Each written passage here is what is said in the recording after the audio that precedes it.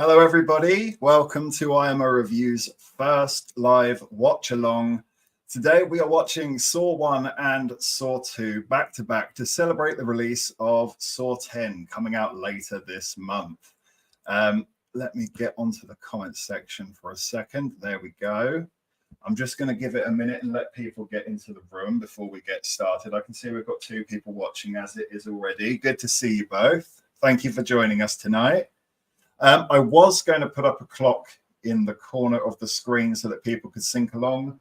The only way we could do it was with my phone, and there's no real place where I can rest it. It would be awkwardly off screen so there was a few problems with that, unfortunately. So either join along with us or I'll have to give you some timestamps as we go along. But yes, thank you all for joining us. Hopefully you have a copy of the movie yourself, the first Saw movie. So that you can watch along with us, or you're just here to have a good chat and watch me have a few of these through the night. It's Friday after all, why not, eh? And cheers, thank you for joining us. Anyway, I think that gets us started. Let me press play. I've already got it set. We are already through the adverts because we're watching it on Sky Go. Set up with the headphones. Hopefully the microphone's working, because I did have a few issues beforehand, but right at the death, it was saying it was fine. So please do let me know if there's any issues with the microphone. Here we go. 3, 2, 1, go. Oh, that's a wee bit loud, that. Let me turn that down. The thunderbolt of the Lionsgate opening just absolutely deafened me. Great start. Yeah, I think that's a bit, maybe a little bit lower. These are Mrs. IMO's headphones. I think she might be deaf, because these are alarmingly loud.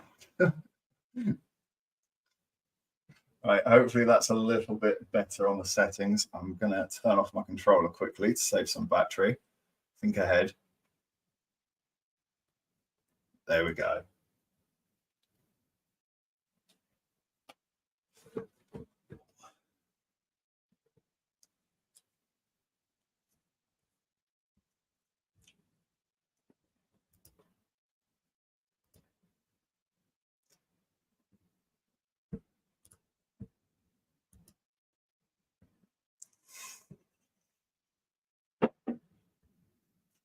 Yeah, still a tad loud.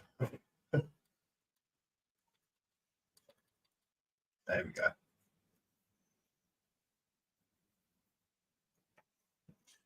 Classic horror movie. I can't actually remember the year it came out. I want to say it was something like 2004. I'm going to hazard a guess at. I remember when it came out, I was absolutely terrified by the idea of watching this film. The trailer scared the life out of me.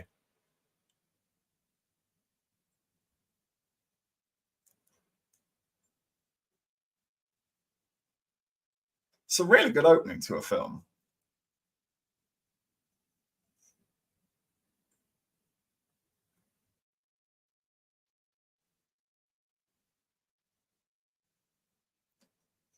It's a little bit questionable that he woke up in bath water. Like, surely he'd drown. Like, he could have been in the bath with his head above the water.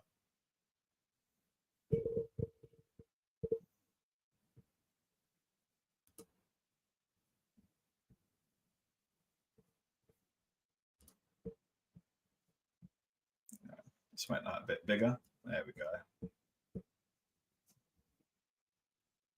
Please do remember to hit the like button and subscribe button down below as well, please. It always helps. Thank you.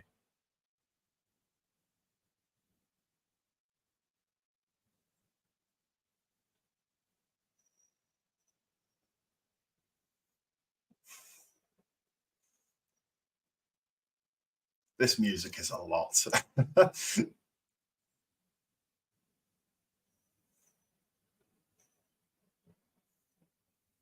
It's great set design, though.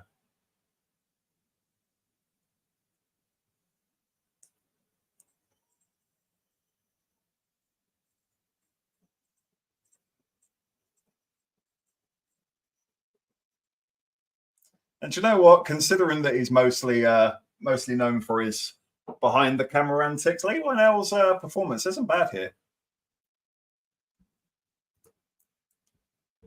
Julia says 2004. Yeah, the first four movies had annual releases. That's right. Yeah, they had a run where it was like every single Halloween there was a Saw movie that came out.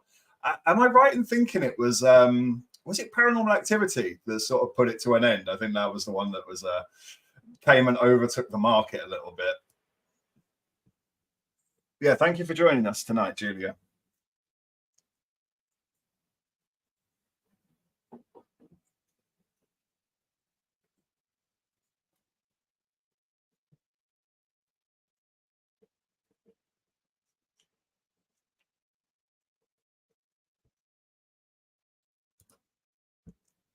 Hey, Cinematic Tendency. Thank you for popping in, bud. It's really kind of you to leave a comment. Hope you have a good work shift. And yes, it's a great movie. It's actually a bit of a cult classic, I think, or especially the first one. The later movies get a little bit ropey, to say the least. But the first one, actually quite a good movie. Didn't mean to sweat though. I was actually going for that, but hey ho.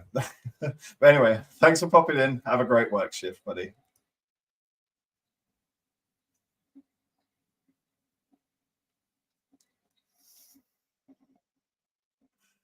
Speaking of which is the favorite Saw movie between anybody watching tonight? I'm going to guess it's universally the first one.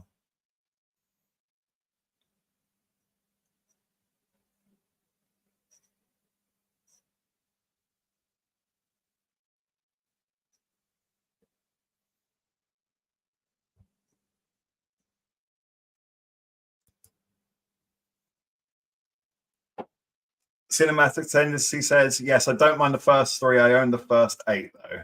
Yeah, no, that's probably about the same with me. The first three, not bad, watchable. 4, 5, 6 onwards. It just like honestly, how do you explain the plots of those later films? It goes so off the edge. What do you think of Spiral? That was a funny old film, wasn't it?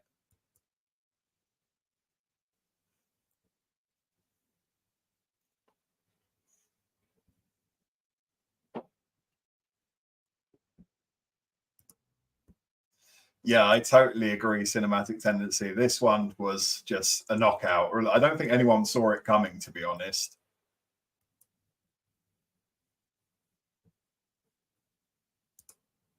Hey, Josh, thanks for popping by. Good to see you, buddy. Hope you're doing well. I heard that your computer's fixed. It's great to hear.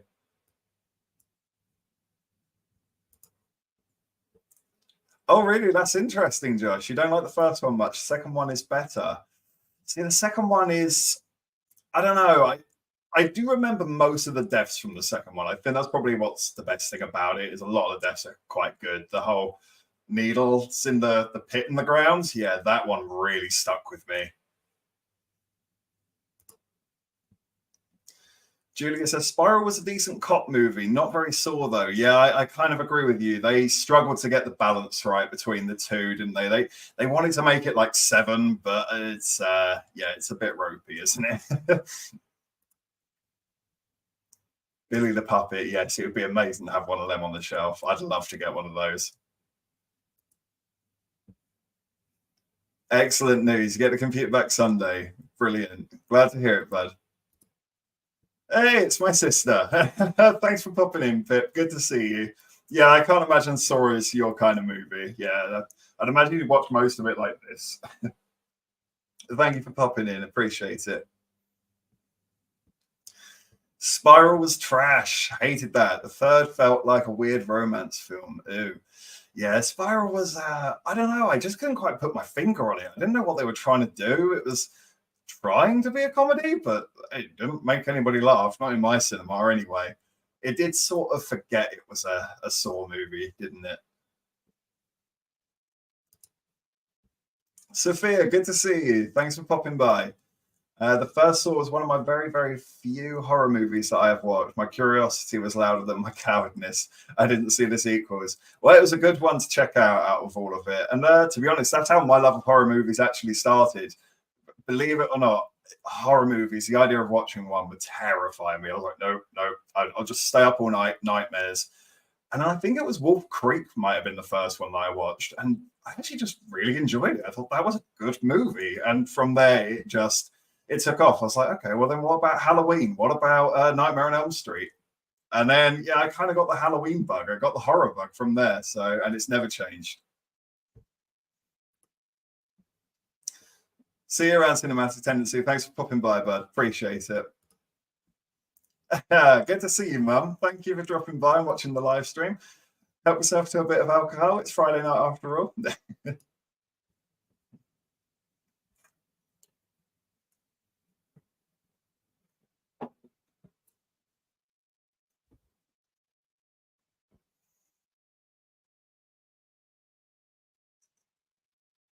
I like movies that do this, that like offer a bit of ingenuity in the writing. They're both trapped. There's a guy in the middle that's seemingly dead. He's got a tape recorder, but how do they get it? And he's like ripping up his shirt, tying it, tossing it. I like movies that have that. A little bit of like MacGyver to it, if you will.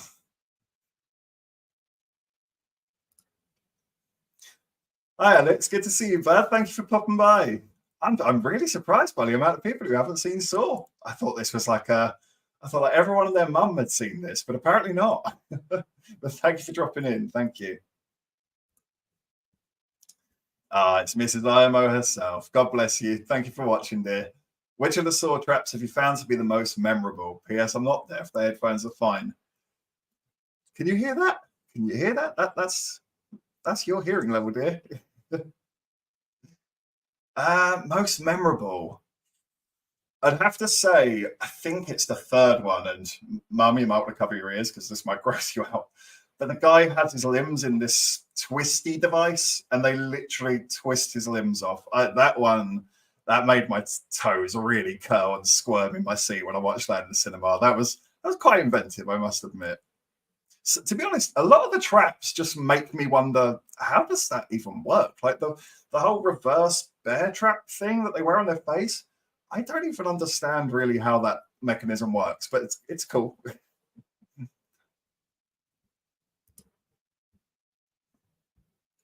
For me, a better version of the Saw concept was done pretty great in Escape Room, a film I actually quite liked. I actually never got to see Escape Room. I remember seeing the poster everywhere, though. It was like on every bus step. I think it's the girl's face with like the jigsaw piece missing, and I think there's like a bit of skull underneath. That was like burned into my memory from the amount of adverts I saw of it. But I should check it out. I didn't actually really see any reviews on it. I don't know if people liked it or not. Not my mom.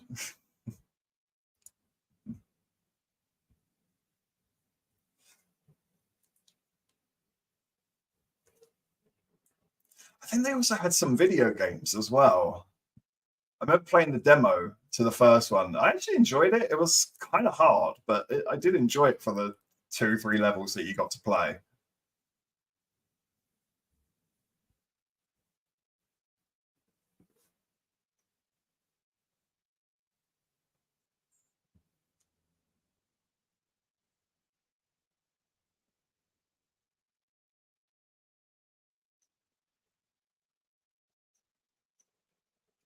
That's one thing. They keep throwing things to each other. They would definitely miss.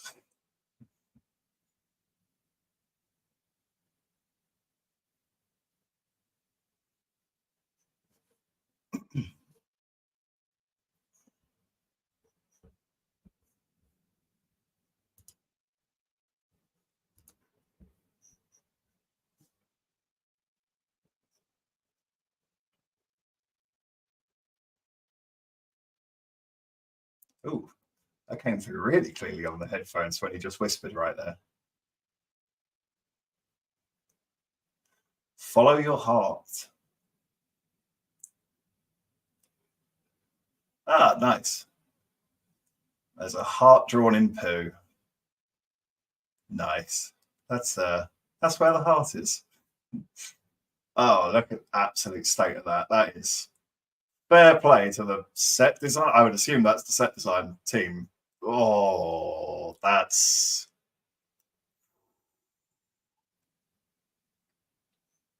just casually fishing through a toilet full of diarrhea. Nice. Oh, even better, it was all for nothing. That's good.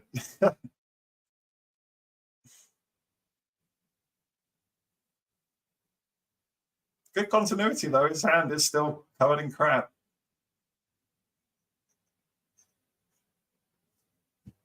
Good joke. I like that.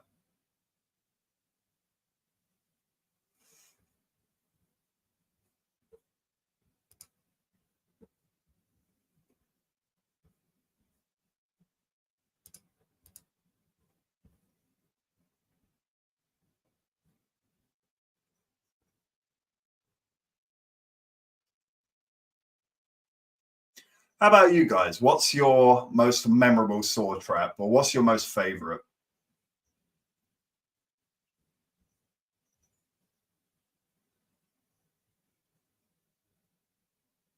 Quite a weird thing to ask someone, really, isn't it? But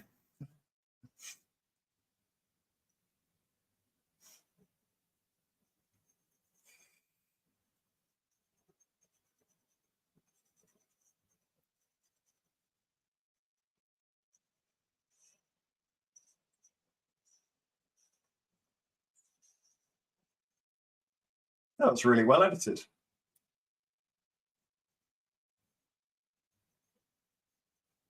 The sound, though, sound design's pretty good as well. Yeah, this film's holding up so far.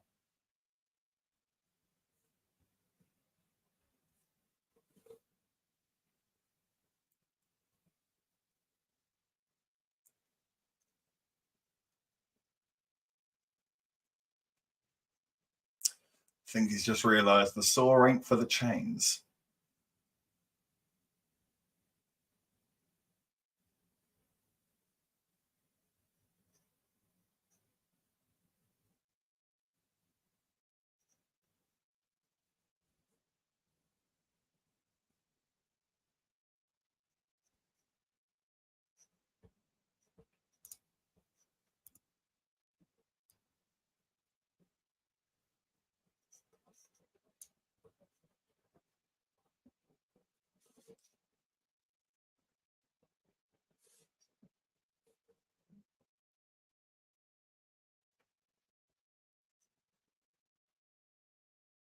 Hey, Danny Glover.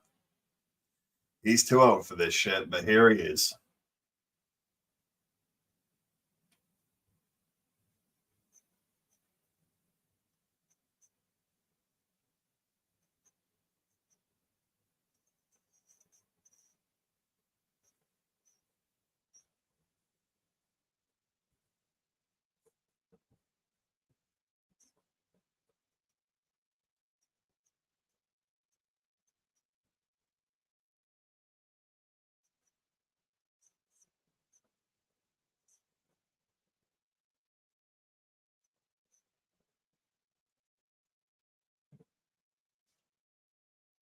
Hey, it's Jigsaw.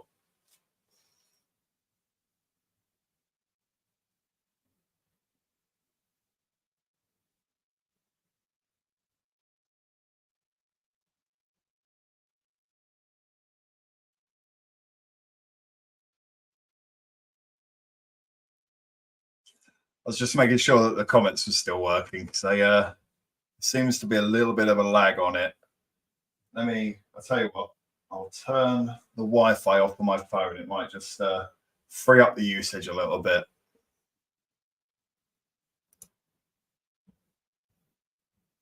I always think of the girl falling into the pit of needles, Syl 2. Yeah, that is a very memorable one, isn't it? There's I don't know. I think it's the way they're all just hanging out of her arms. It's yeah, it's your hearing again. Yeah, it's the needle one is it's quite a nasty one, isn't it?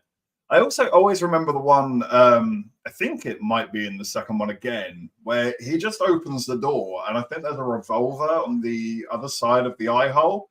It just absolutely blows a hole for his head. It makes me jump almost every time.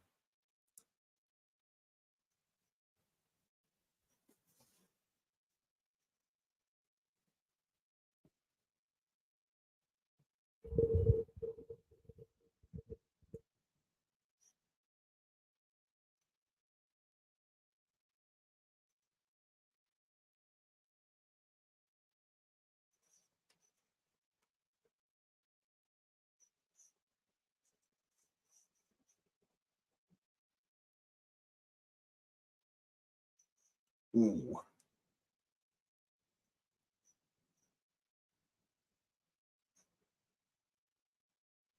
Uh,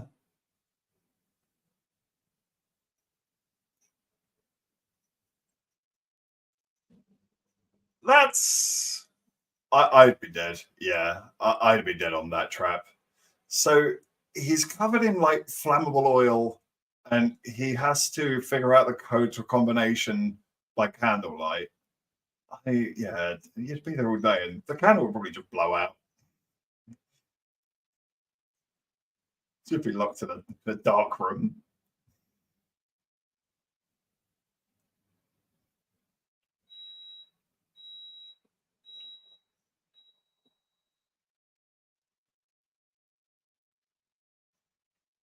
You can't help but wonder if you'd survive the traps as they come up. There is one in the later films that really annoys me. It's the one where a guy's got his mouth sewn shut and another guy has his eyes sewn shut. And they just like they could easily just still communicate to each other. Like you could talk to each other, touch each other, but they just immediately are like, no, we have to kill each other. And it's like, this is stupid. This is really stupid.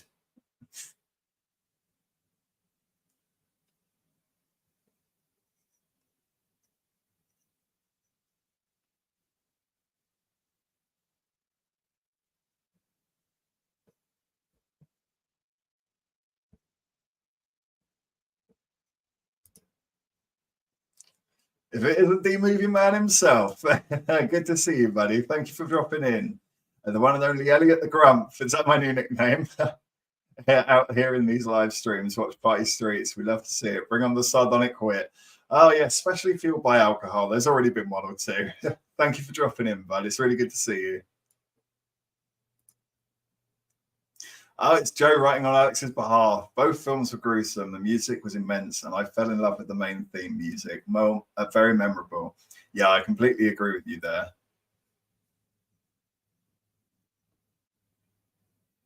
How many of them have you seen? Is it just the first one?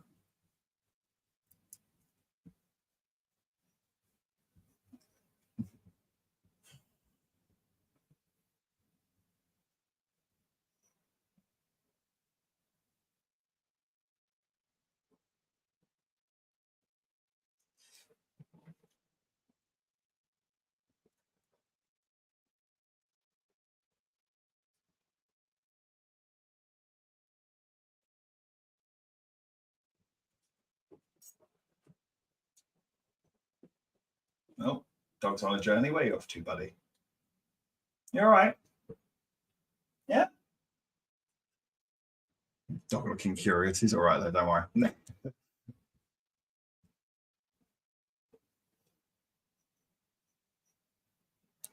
Uh-oh. Carrie always has been naughty.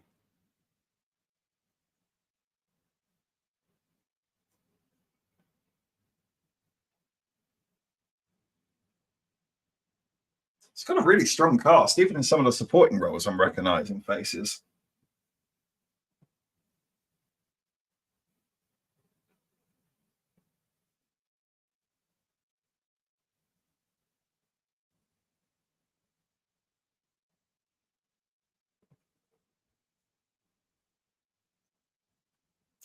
Please do remember to hit the like button and subscribe button down below. It always does help. Thank you for watching.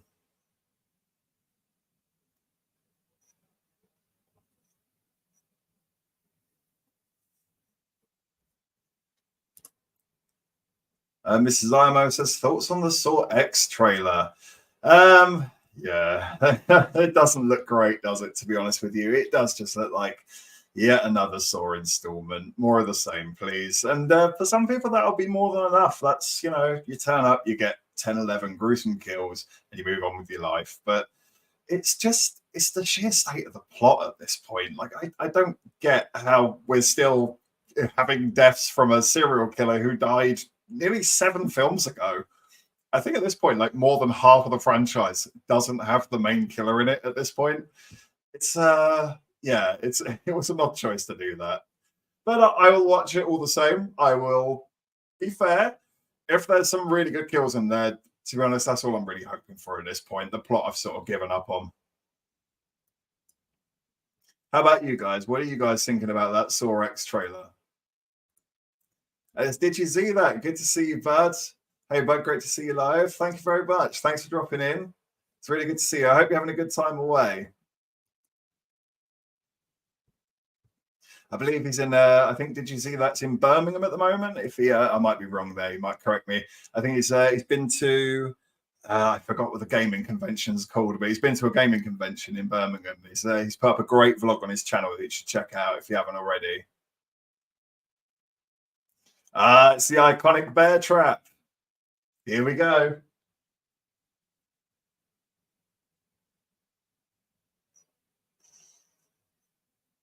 Long story short, it destroys your face. Not nice.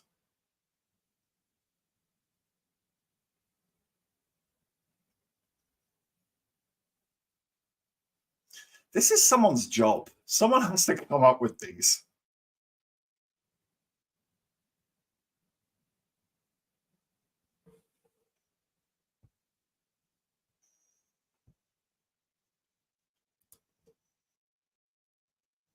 Oh my God. Now, that's more like the 2000s editing I expected. Oh, that was stupid. Did you see that says personal opinion with Saw X? I think they're using Tobin Bell again to bring money into the big franchise. They killed him off too early. Now they're like, shit. Yeah, I completely agree, bud. I'm just going to move that to one side because that's very noisy at the moment. Oh, it's stopped now. There we go. Yes, I completely agree with you, bud. I think I think I watched a YouTube video on the other day, and they explained that there is just a steep decline in interest in these movies after the death of Tobin Bell. It just goes one way. I think Spiral. I don't really know how Spiral did. I think it's a bit adjusted for inflation because I think did it come out in COVID times or around that time. So it's actually hard to read how well that did or didn't do. But yeah, I think it's probably in their best interest to use Tobin Bell in whichever way possible. The direction they've taken this plot in, you can do anything at this point. It's beyond recognition. Hey, good to see you, bud. Thanks for dropping in, Chosen One. Thank you very much, bud. Which is your favorite of the franchise, Joe?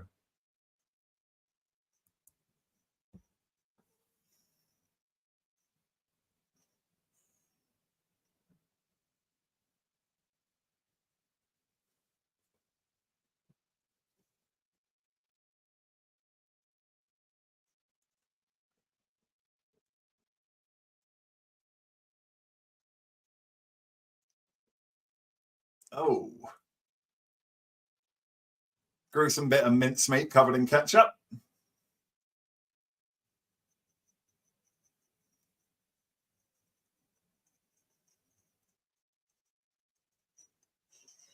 She got out. Yay. Well, sort of.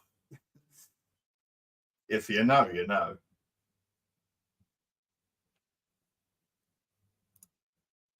I personally like Spiral from the Book of Saw. I felt like it was a stripped back Saw based movie like the original.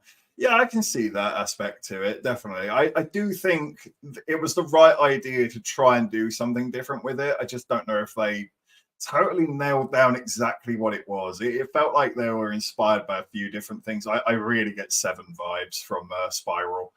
And that's what it kind of comes across as a bit of a mishmash for me. I don't hate it. I don't think it's the worst one, but it's an odd old movie, isn't it?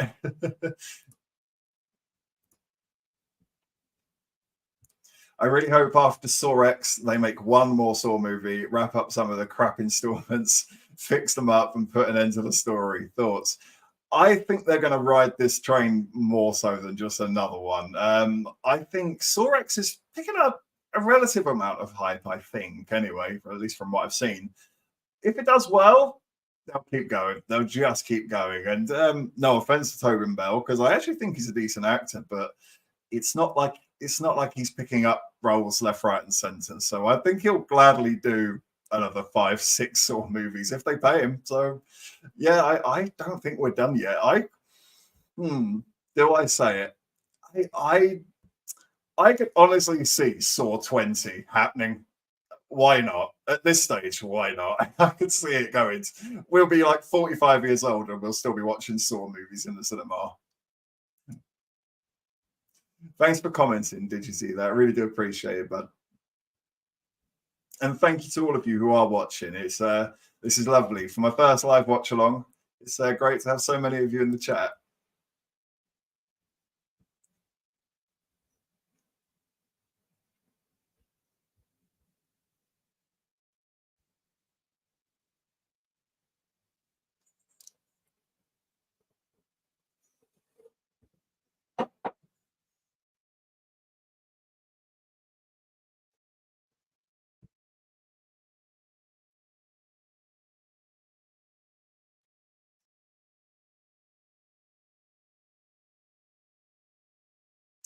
Ah, they figured out they're being watched.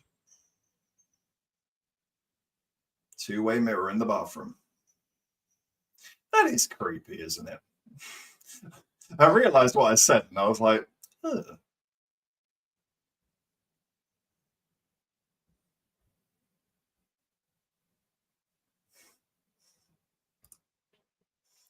I'm heading out, bud. We'll try to tune in later, or I'll be watching the playback. Leave this man some love, everyone. Like the stream. Make sure to sub to Mr. IMO. Oh, bless you very much, Mike. Thank you very much for dropping in and watching.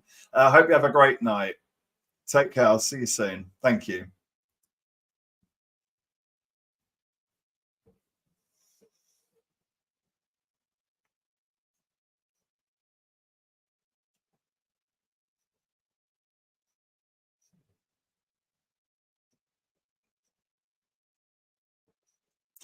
I think I remember hearing a very long time ago that this aspect of the film with the cameras watching them was actually fitted into the story just because they had some missing footage.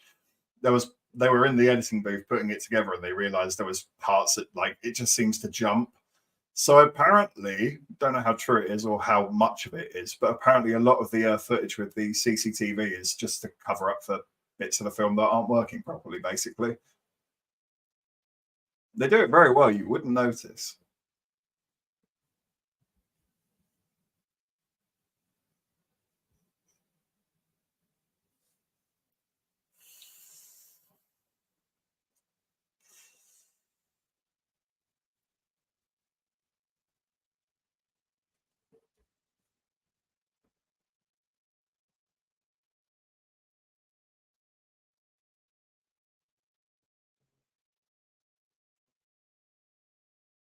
Feels like a jump scare is coming.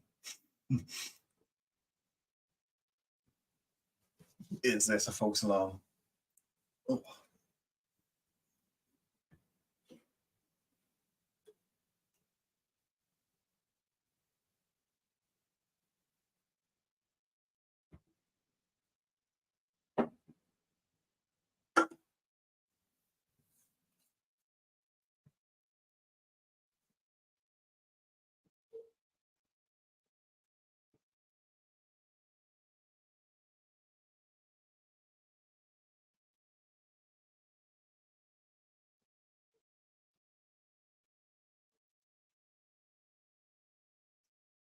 That scene kind of feels weird if it didn't lead to anything, unless it's going to. Maybe I'm being a bit premature.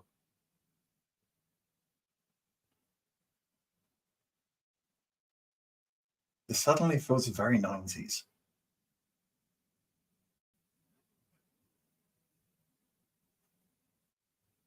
Velvet pillows. Ooh, not for me, thanks. That must feel horrible.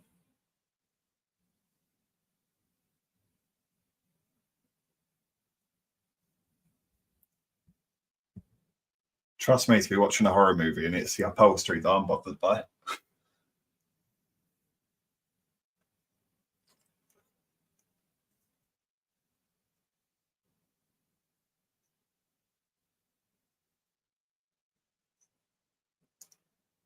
Do we ever see these characters beyond this first movie? I don't think we do.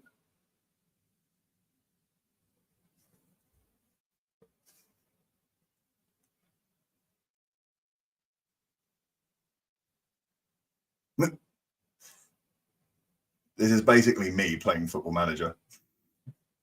Yep, 1 minute. Yep, be there just in a minute. One more game.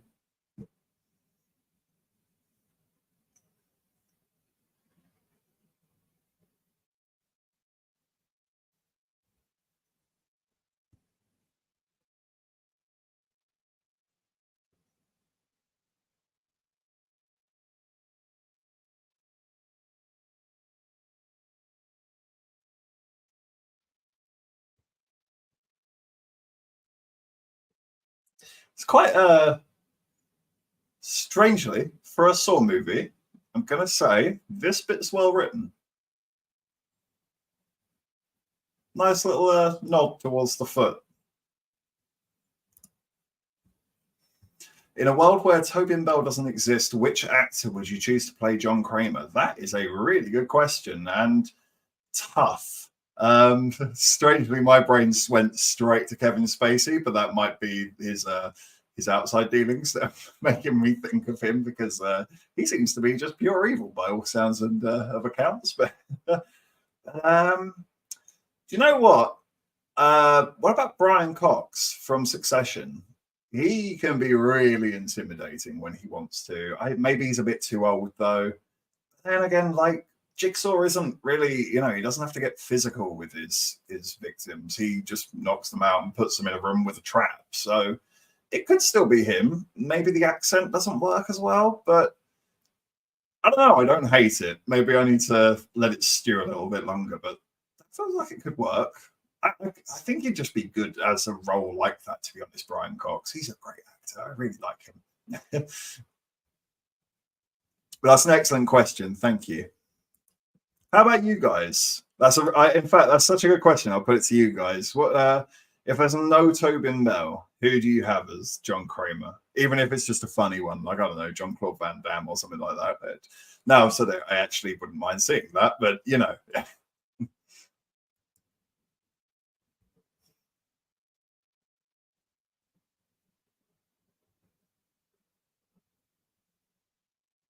this is something the later Saw movies can learn from. They're building character. This is nice. This is good writing. Well done, first Saw. Proud of you. You're doing well.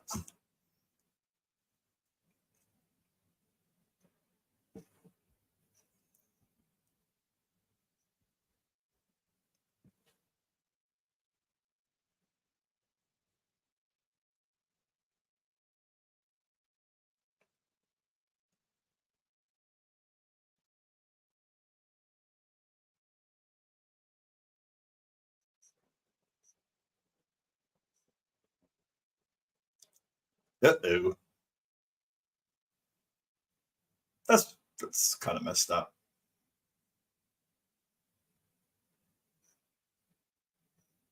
X marks the spot. Sometimes you see more with your eyes shut.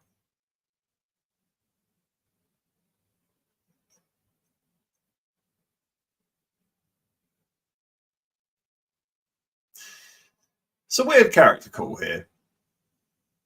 It's interesting. I don't hate it. It's just odd. He finds a picture of his family as a hostage in his wallet, which the guy obviously doesn't know. But then he just lies about it and takes the picture. Surely you would just tell him.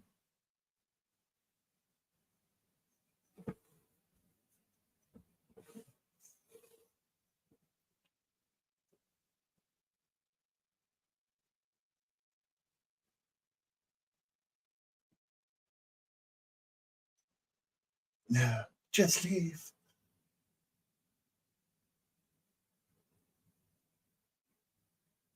Looks like they're going for a divorce. That'll make for an entertaining third act.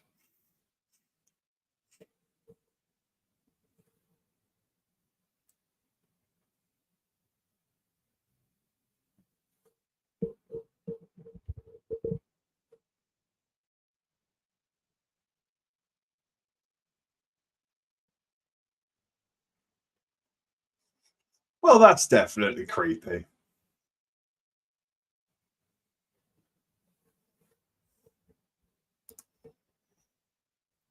Hey, Tim, good to see you, buds. It's bugging me. What Saw film is it where they, spoilers if not seen, should I looking to go I survive from the last game? Oh, I know what you're talking about. Which one was that?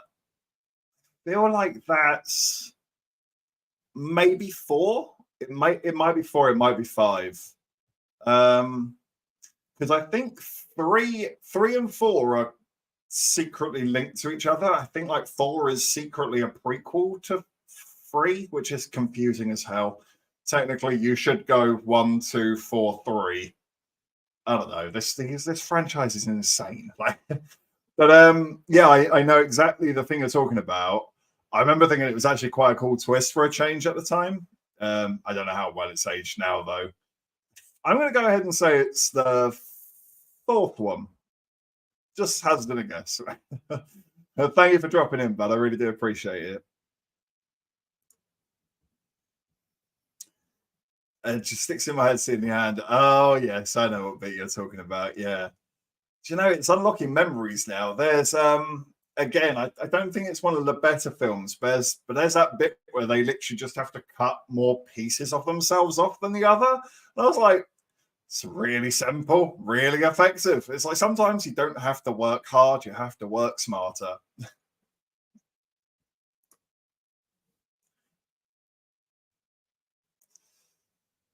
There is something really creepy about this first film. They do nail that.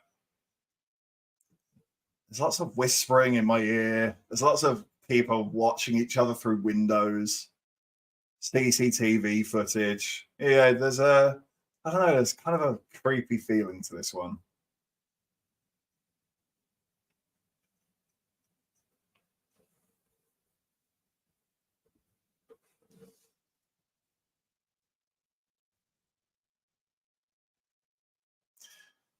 I think I remember this bit.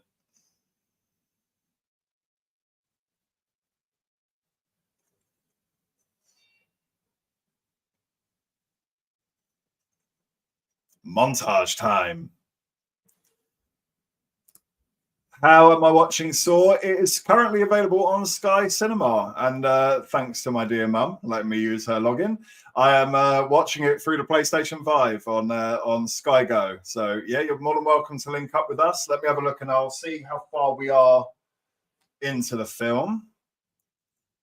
We are at the 40-minute mark of an hour and 30. So, oh, hang on, I accidentally fast forwarded there. Ooh, let me rewind. There we go. Yeah, we're at the 40-minute mark for anybody who wants to sync up with us.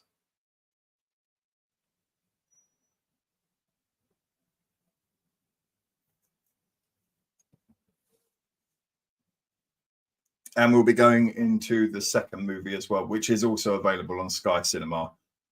For anyone watching outside the UK, I'm not too sure where it'd be available. I'm sorry.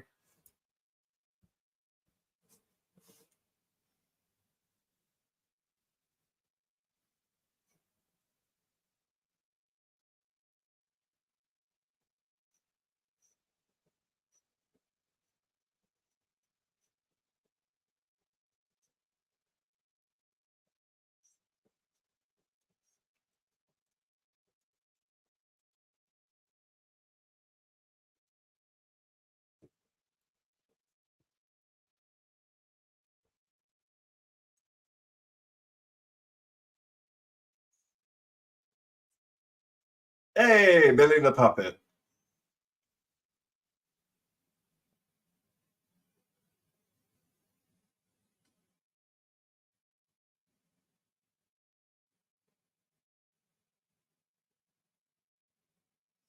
It's the opening tapes for Amanda.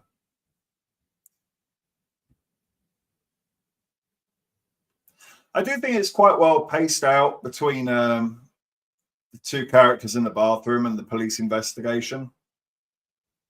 They balance the two quite well.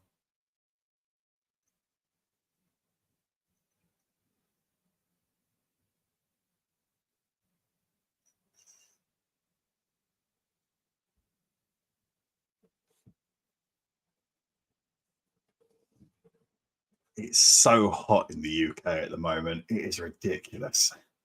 If you can hear a light humming in the background, it's the fan. I'm very sorry, but it is so hot. I read the thermostat earlier and it said 24. I haven't got any of the heating on. Windows are open. Yeah, summer's here, people.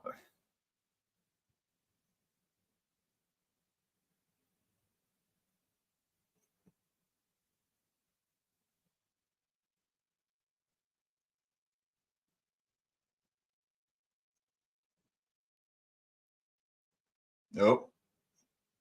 Glover's spotted something.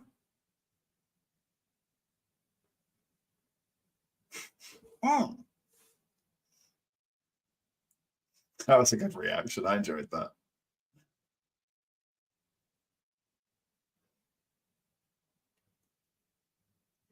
Ah, he spotted some graffiti. They can locate him.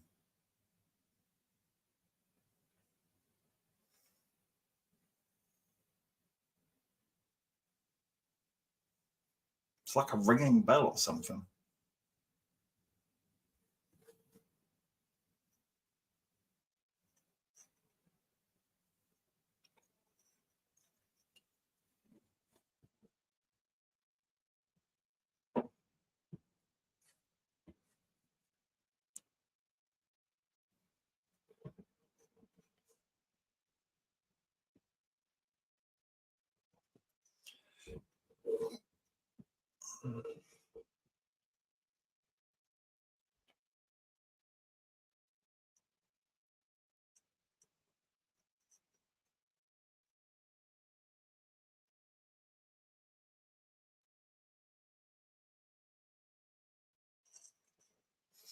I'm guessing this is one of Jigsaw's many, many, many, many, many, many warehouses. Do they ever explain how he has just so many locations that he can do all of these murders in? He must be like a property developer or something. He has to be. I mean, we're literally on the 10th movie. He must have used like how many locations?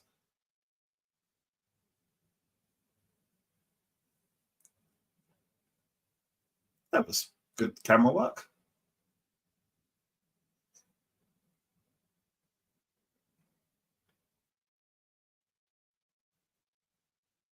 Standing right where it was filmed.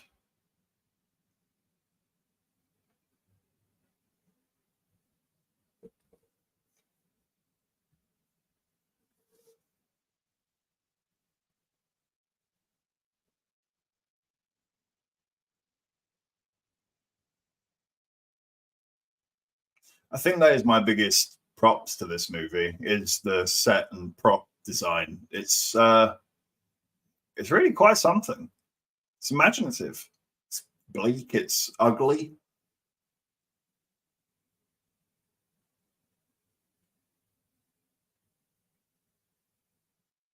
It's a little diorama.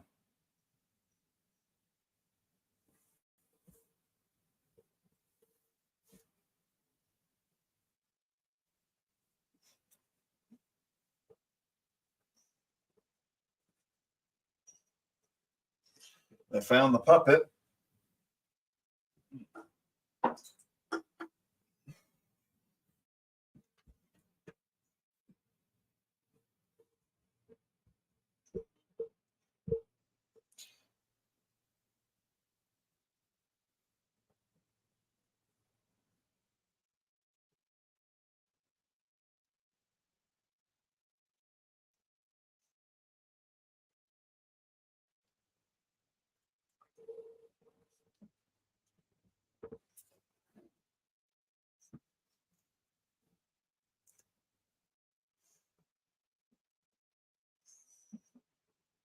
It's always this, isn't it?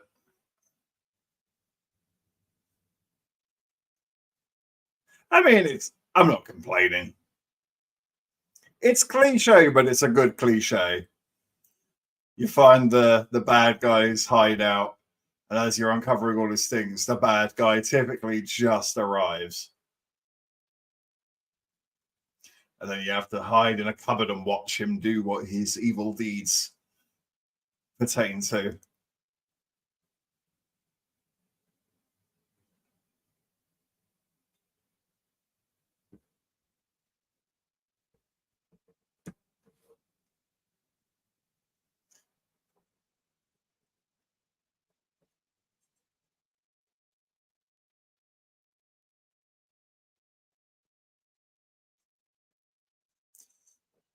A test subject.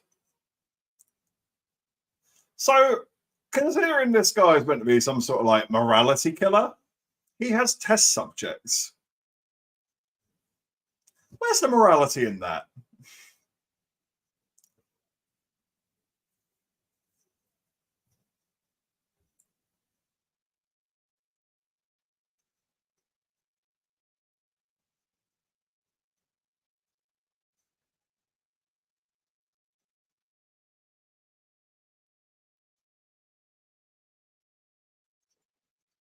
Pretty good tension building.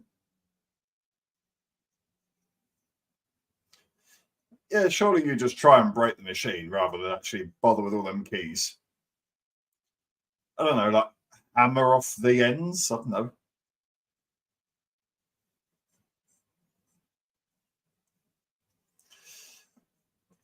I think he's going to get it.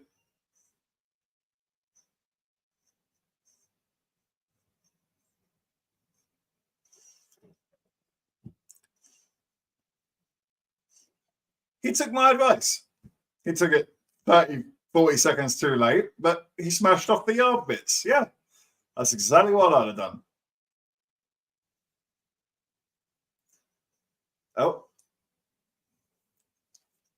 I was so shocked that the guy actually did what I suggested that I missed Danny Glover getting his throat slit.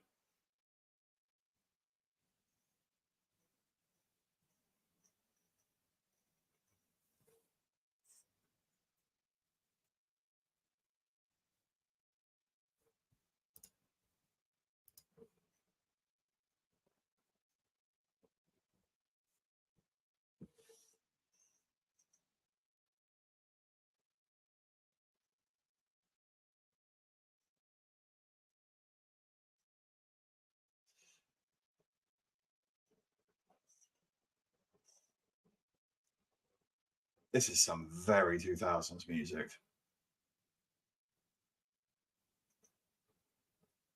Everything went techno and leather for a while, didn't it?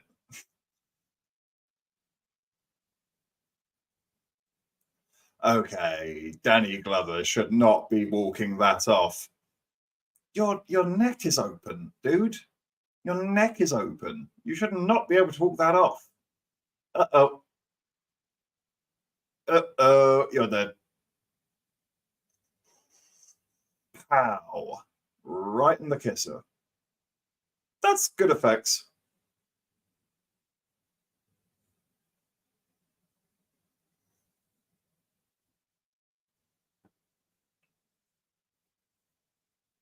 Well, if Jigsaw can walk off a shotgun blast, I'm not mad at Danny Glover being able to walk off a slit throat.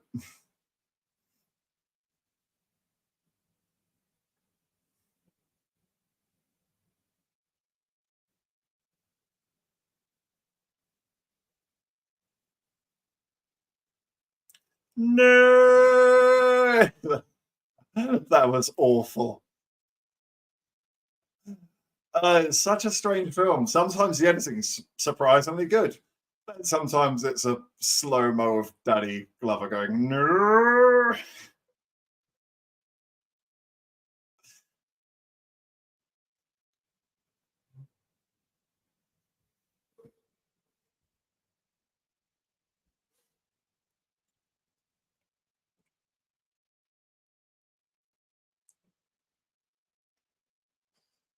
Oh yeah, I forgot about this guy.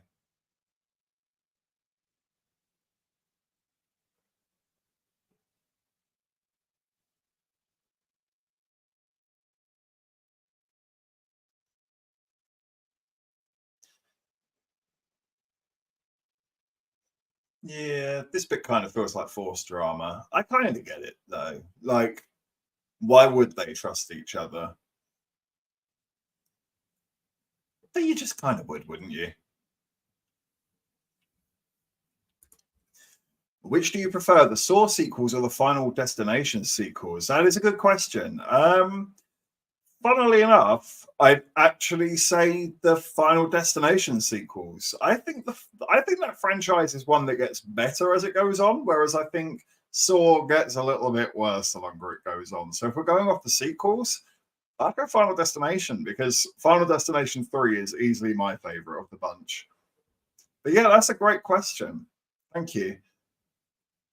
What about you guys in the chat? What is your favorite horror franchise? Whether it be, Halloween, Nightmare on Elm Street, Final Destination, Saw, your favorite killer. You know, what's your favorite sort of one of these mega franchise? Which one would you be most excited about seeing coming back again?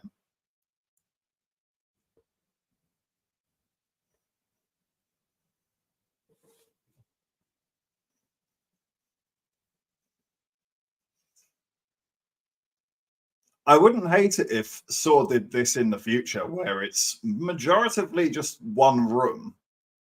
It doesn't need to be 10, 11 characters. You know, strip it down a little bit. Just make the characters interesting. That's a lot of the hard work right there.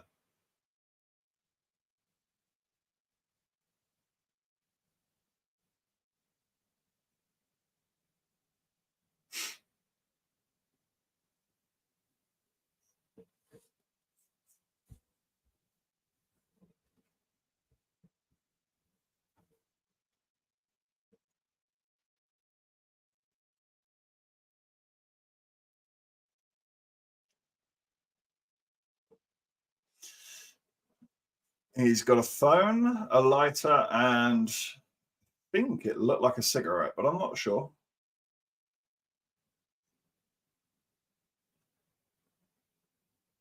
Yeah, it was a cigarette. Eyesight 2020.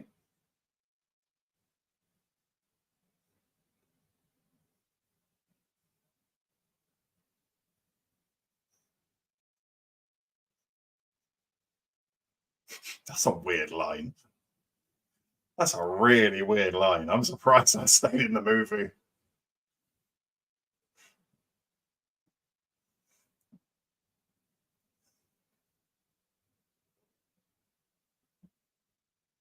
Ah, the cigarette's poisoned.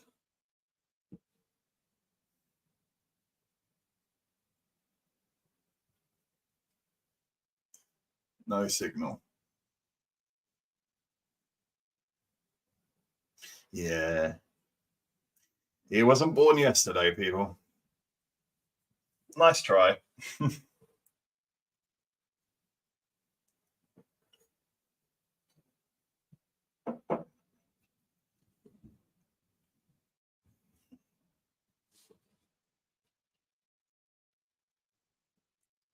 For anyone watching along, we're around the 56-minute mark.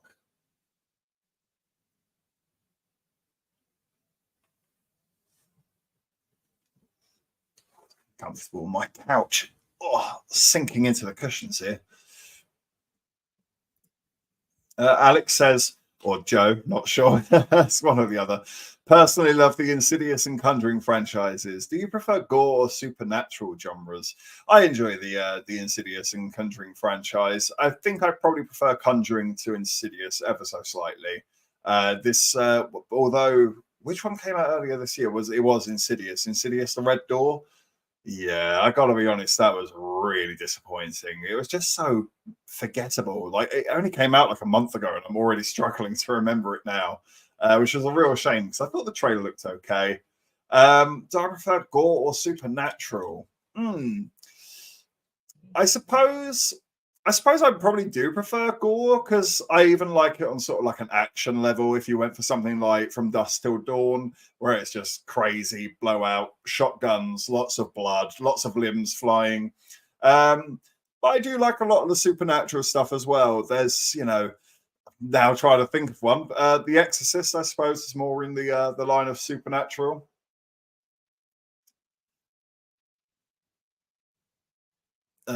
Yeah, sorry, that was a big jump scare that distracted me for a moment. But supernatural films, typically, I'm now struggling to think of any really. There's obviously the goat. What's it? It's the Woman in Black. Although I just think that film just overdoes it on the jump scares. There's a good film in there if they just tone it down a bit. It's at every 30 seconds there's a jump scare. But yeah, it's a great question. How about the people in the chat? Are we more of a gore fan for the gore, or do we prefer the little bit the ghostly stuff?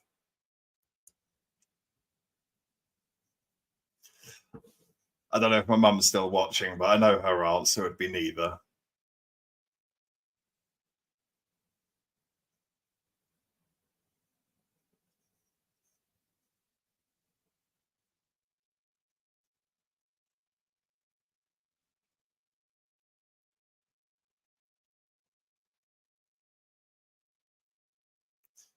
Oh, now he tells him about the picture.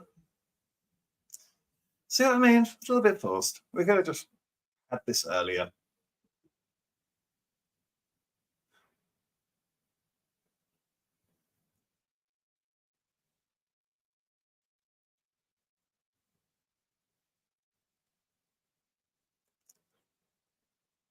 Ooh.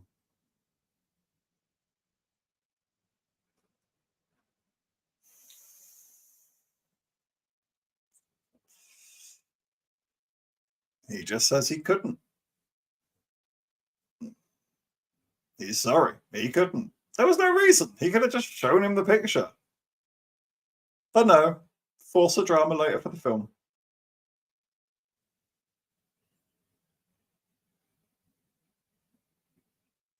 It's pretty good makeup on Carrie Elways. He does look like ghostly pale.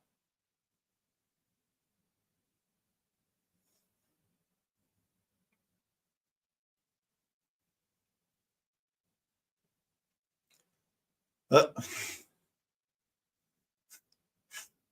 that's a strange transition, but I like it. Let me think about it. I know. I'll kill him. Yeah, it's a little bit of a jump, but I suppose if you're in this scenario.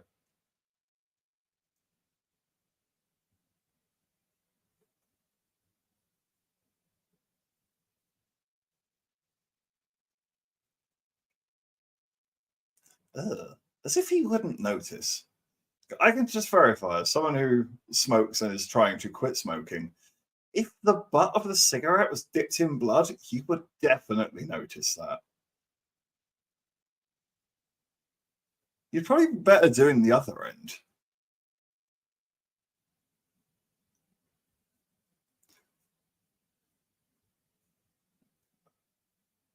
Oh,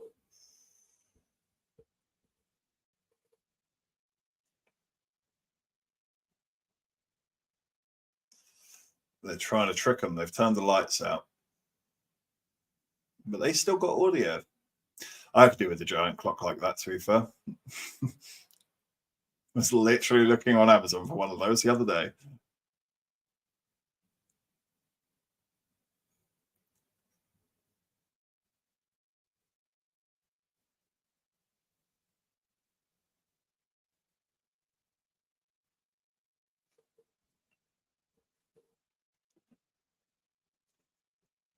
I gave him the normal one.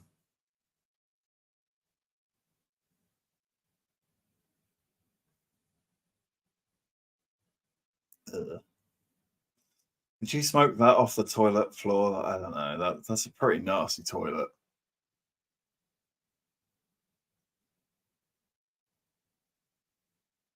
Although, it might be your last.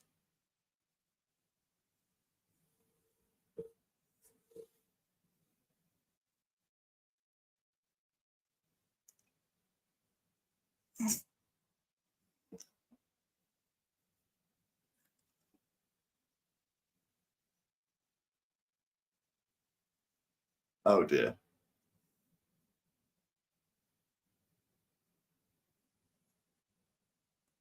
Yeah, that's not going to work.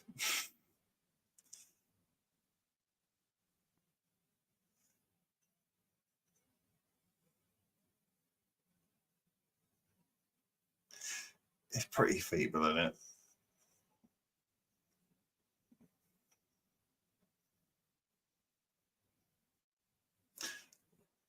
Yeah, that's the right response, really, isn't it? If you're going to fake your death that badly, you deserve an electric shock. That's just mildly insulting.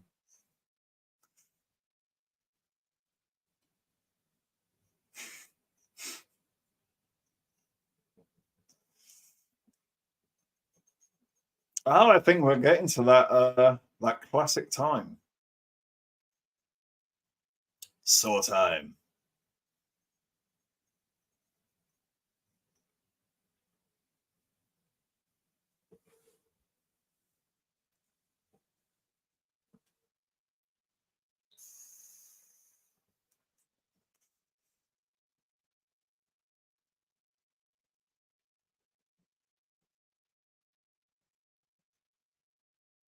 I think they come back to this character later on in the franchise. I might be mistaken, but I feel like this is ringing a bell.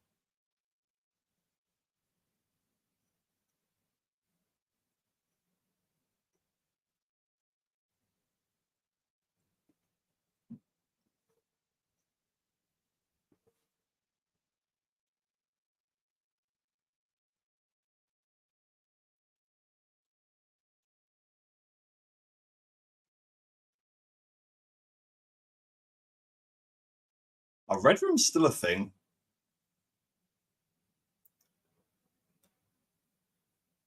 I would have thought they are, aren't they? The very 2000s again, isn't it? Everyone had a red room. Well, not everyone, but everyone in movies.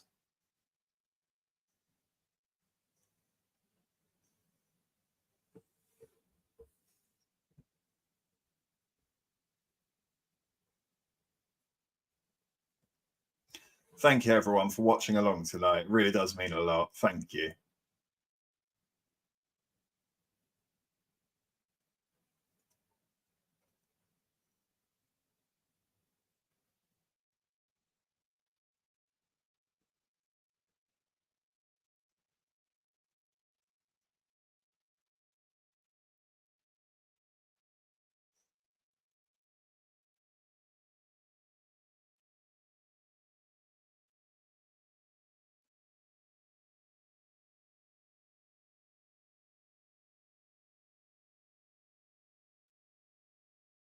They do this quite well. They do build tension quite well.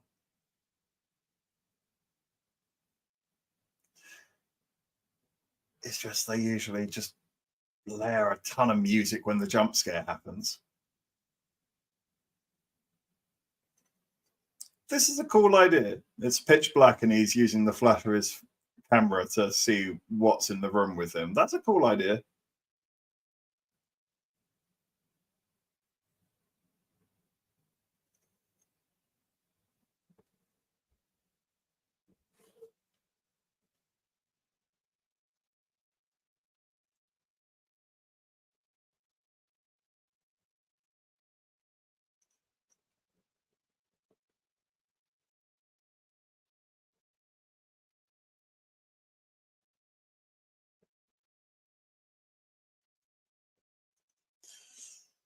That's the third photograph. Oh,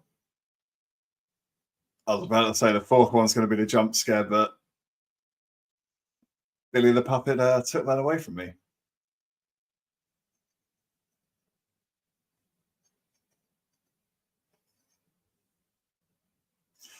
Now we're going to get a jump scare. Definitely.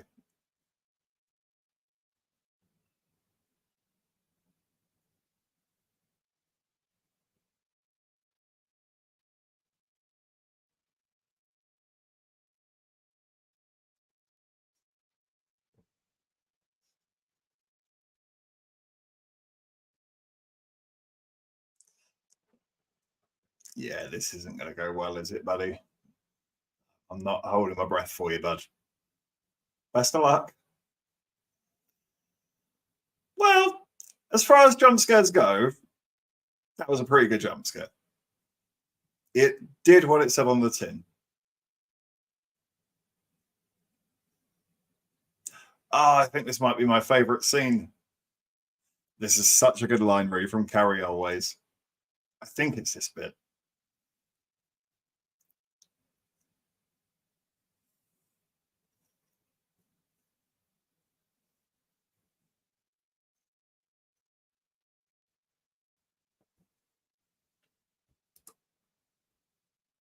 Grant Keegan says hello. Hi, bud. Thank you for dropping in. Really do appreciate it. If you are late to the party, we are an hour and 8 minutes into Saw 1.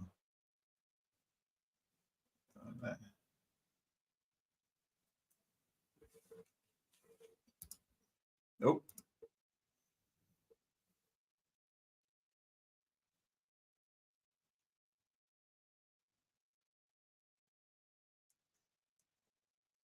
Yeah, it is this bit. This bit's great.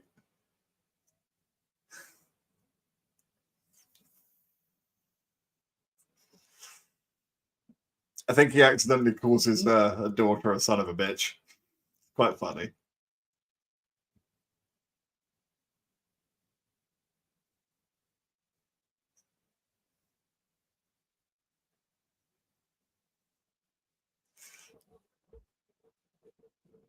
Oh, interesting turn of events.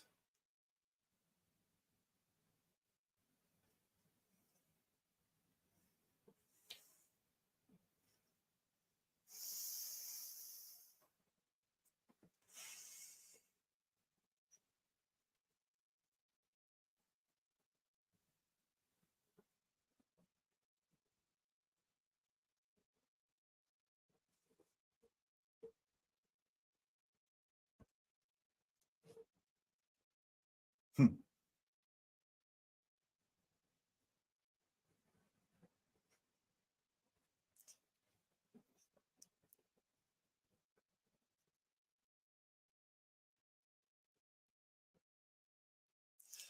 It seems they already know each other.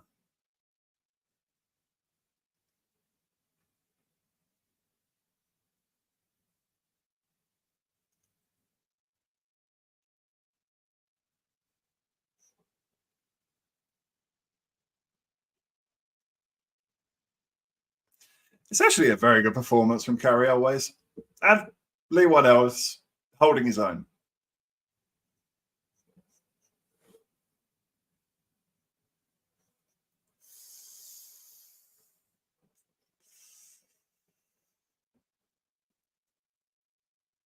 Oh, that's right. I've just memory connected the dots. The guy who took the picture earlier, it seems so obvious now when you say it out loud. The guy who took the picture earlier was the guy with the camera. Of course. What a shock.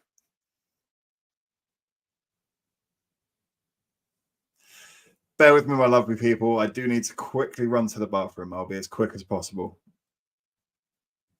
I'm going to keep the movie playing. I'm going to be ASAP. Bear with me.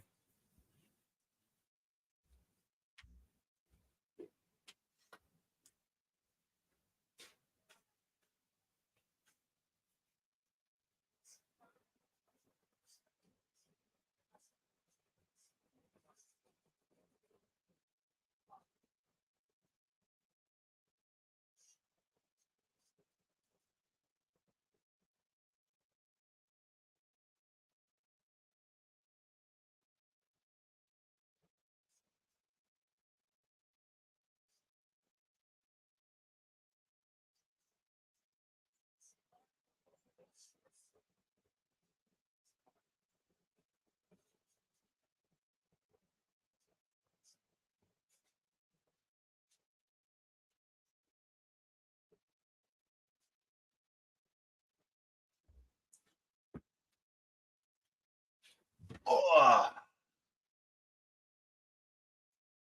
we're back. Let's get a refill quickly.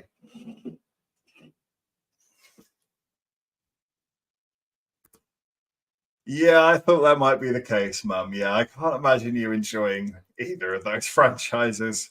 I suppose for you, Pride and Prejudice or Sense and Sensibility, that's a little bit more your street, isn't it? I'd have thought.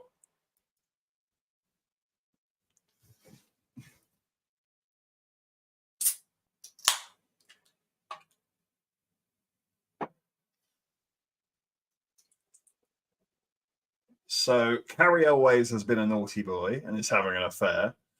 And I don't, maybe I missed it, but I can't actually remember what Lee Whannell actually did wrong. Is it just that he takes pictures of people for a living and he's sort of invading their privacy?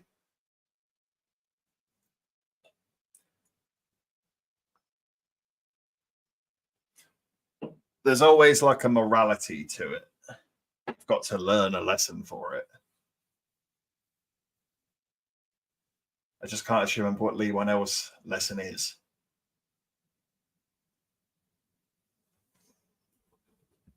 All right, let's get comfortable. There we go.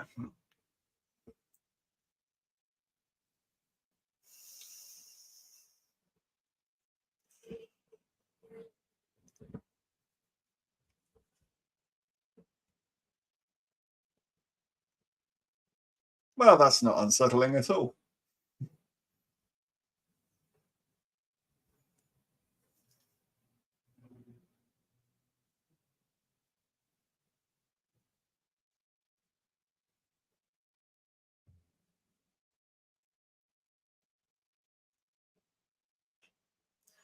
It's so hot. Oh my God. Oof.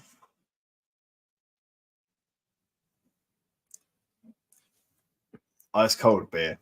That's the right treatment.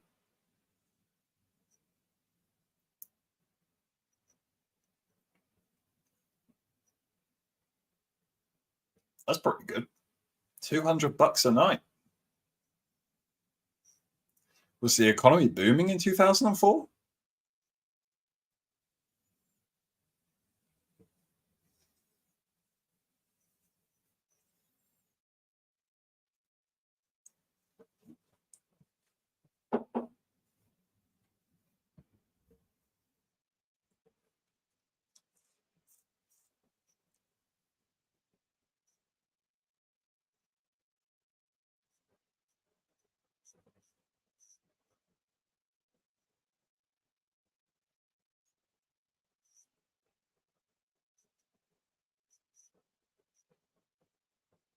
Hey!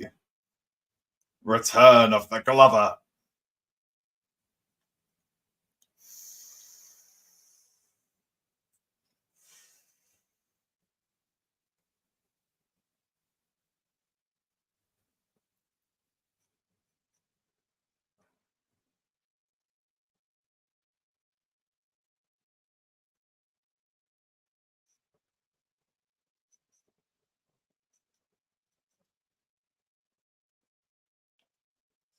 Yeah, that American accent is a bit wobbly there, Carrie always.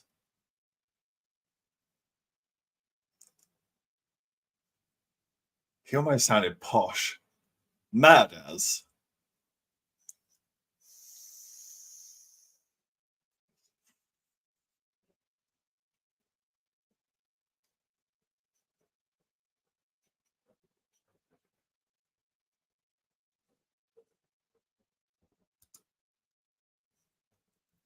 Do you think the franchise going the super gory route with the third onwards was a good idea? Could it have worked with a violent middle ground like the first two films instead, or was the gore inevitable? That's an excellent question.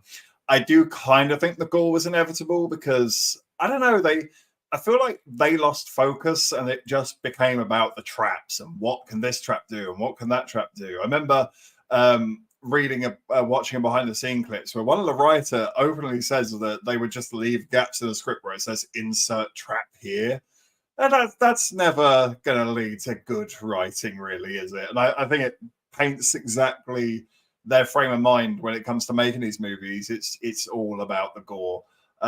It shouldn't be, because I think that's what's really gripping about this first movie is the characters and the vulnerability of it. They feel like danger could happen at any minute. So whereas the other films, you're just waiting for danger to happen at any minute. So yeah, I'm with you, D. I think I get why they went that way, but I don't think it was the smartest idea. And I certainly don't think it was the smartest idea to get rid of the main bad guy on like the fourth or third movie.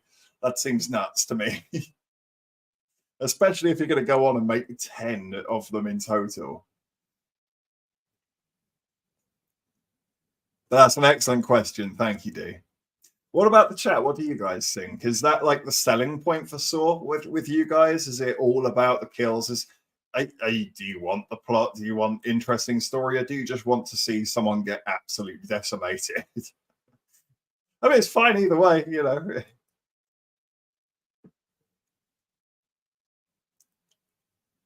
I'm just, why can't we have both? Hey, why can't we have good character and then have some decimation at the end?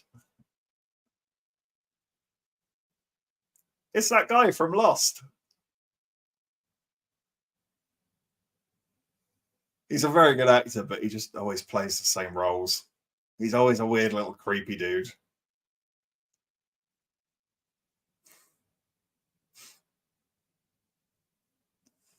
Great swearing from Carrie always.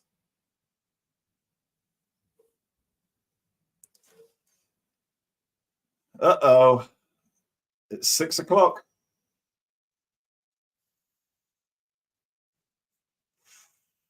Is family gonna get it?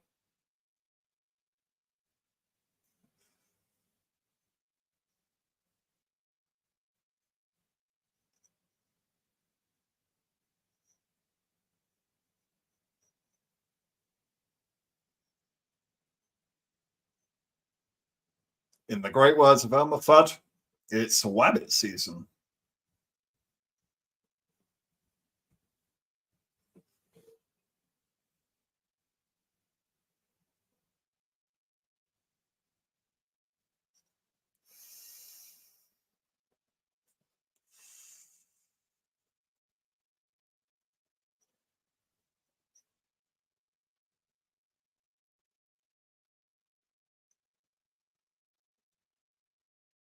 I've also noticed they really don't rely on that like infamous jigsaw saw theme that much on this first movie.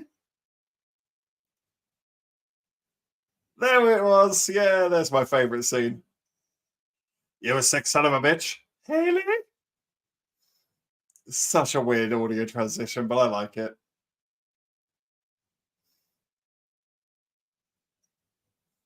You would just shoot him. He just threatened to kill you and your child. You would just, or at least like incapacitate him, if that's the word, like put one in his foot or something. Maybe that says a lot about me. I don't know.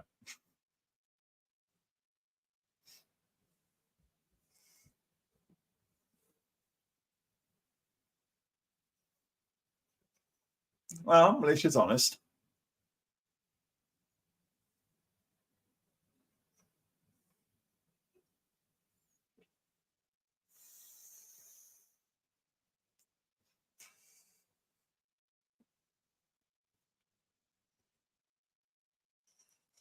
Oh, stupid kid. The bloody kid went and ruined it for everyone. We had it under control. Nope. Nope. We had to be a little bit anxious, didn't we?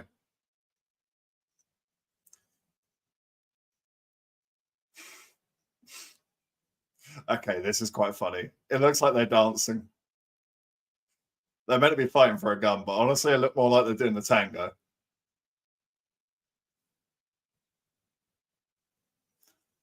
Oh, I'm not going to say what I thought that was. All I'll say is she reaches into her top drawer and stabs him with something. It was a pair of scissors, but you can see where my mind went.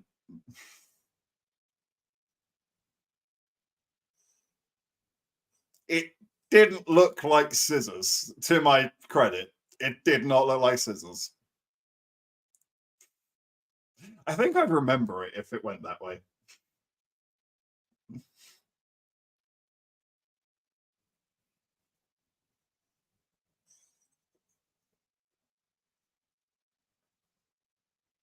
Jigsaw, he needs to look at his staff's CV before he hires them because this guy is not good at this job.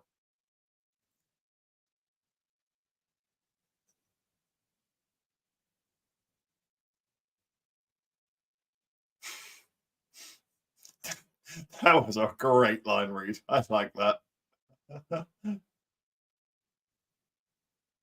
We just went full blown Joker with that one.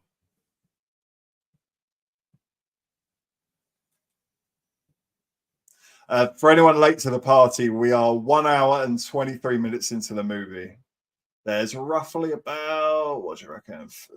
Oh, about 15 minutes left. And then we'll be jumping into Saw 2. We'll give you a little break to refresh your drinks. Oh, no.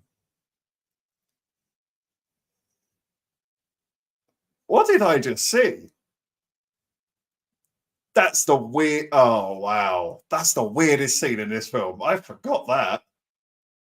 So the killer and the cop are like, I think, chasing each other in their cars, but that was shot so badly.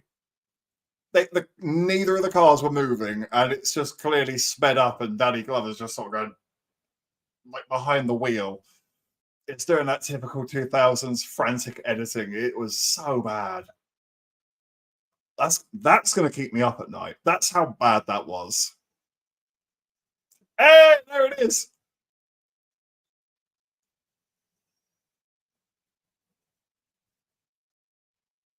I am staggered. I am staggered. They did it twice. They didn't realize it sucked the first time. They went back and did it again. Oh no.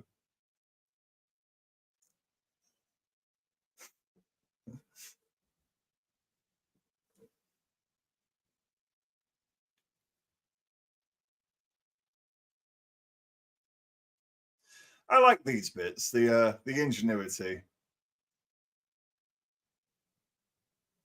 It's frustrating, but it's like a good frustrating. You feel frustrated for them.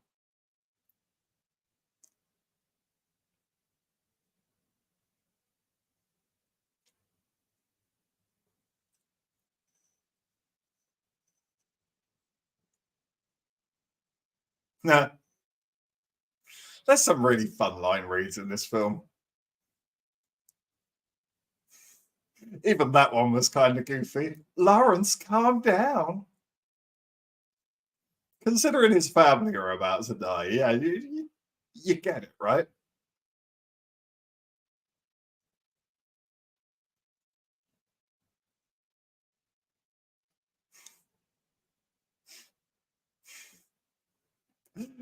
Okay. Um, Carrie always is bordering on funny, but it is believable. If you're in this situation, you really would be desperate. Oh, are we, ladies and gentlemen? It's time to do some soaring. A little bit the old. Do they show it? I can't actually remember if they show it. Oh, they do. Oh, they show it. Oh, there you go. There's my answer. Only the once, though, I think. Yeah, only the once. Fair play, though. That was good. That was good. Mum says, spot on, Mr. Darcy all the time. Yeah, there's no shocks there. Hearing enough about him growing up, I'm not surprised by that answer. Don't worry, we'll get you into horror eventually, Mum. Well, Halloween's coming up. To give the rest of you an idea of how bad my mum is with horror, she famously jumped out of her skin at Disney's Hocus Pocus. The scene, I can't quite remember who it is, but someone opens the bed sheet of a bed, and one of the witches, I think it's Sarah Jessica Parker, is already in the bed, and she just says, "Boo." My mum, oh my god, jumped out of her skin. She jumped so much, it was her jumping that made me jump. It wasn't the film, it was her losing her wits that killed me. So yeah, my mum and horror, not good. It's hard to know where I got it from, really.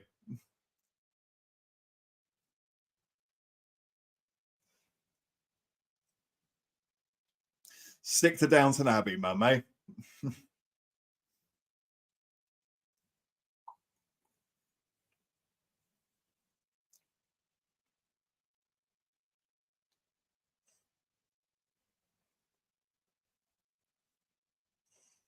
Uh-oh. So he chopped his foot off, he got the gun, and he shot Lee one out. You can't say he doesn't love his family.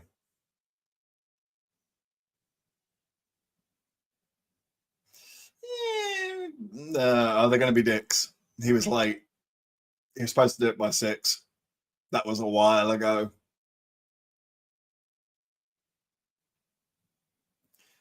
Is he a stickler for the rules? Well, the family got out anyway, so. Interesting, though.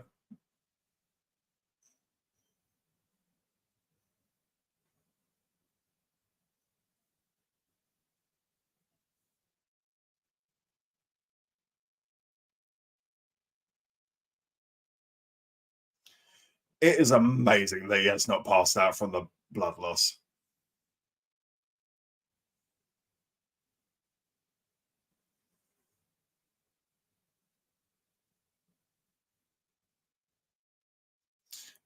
Turns out he is a stickler for the rules. Question answered.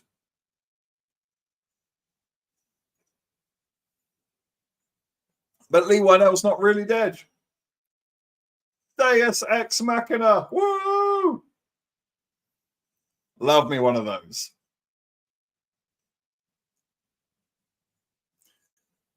Ooh.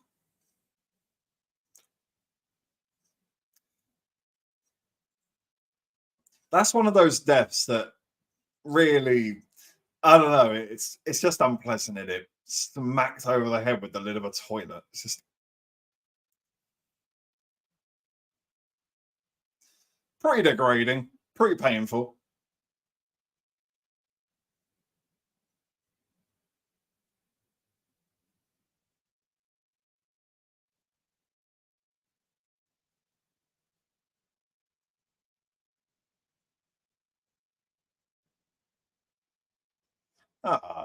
It kind of makes it quite sad, actually.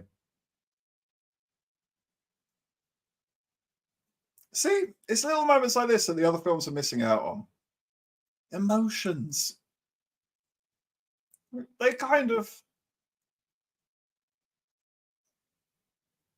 they kind of build a little bit of a friendship in a very weird and disturbing way.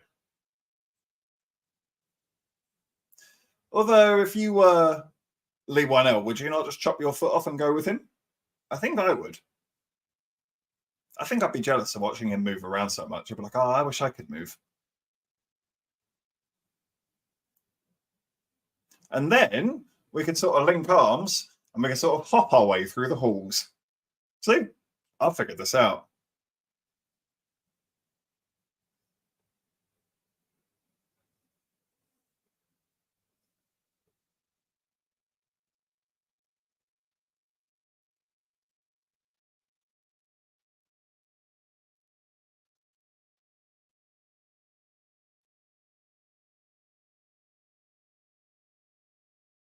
I think it's time for the big reveal.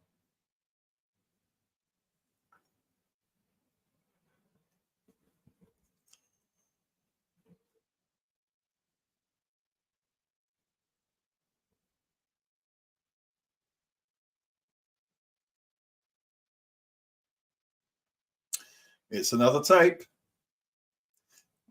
Cue the sword theme. See, I was just saying, I really haven't heard it that much on his first film. They do not rely on it that much.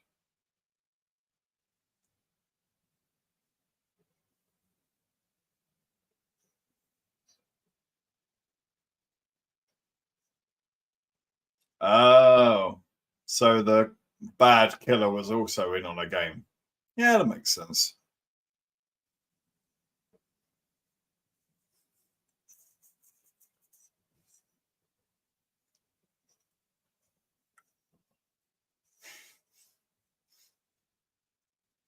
Message got on.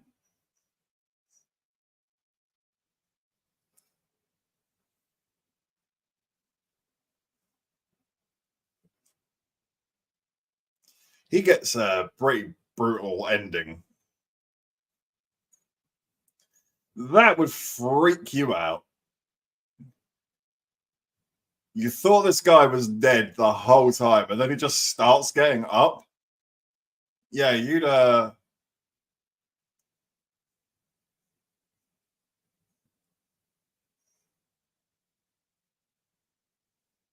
It is catchy.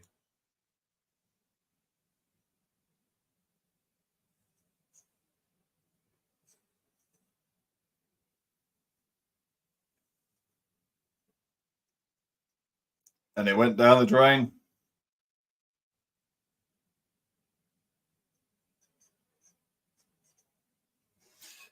He can't get out.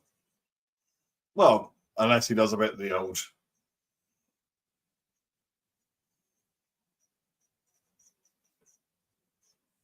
This is a bit rushed. in a weird way.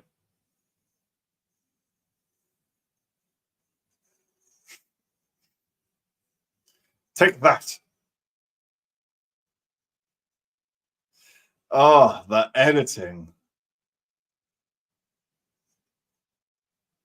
Had I known, I'd have given an epileptic warning because the editing is that frantic that I genuinely think it borders on giving an epileptic fit.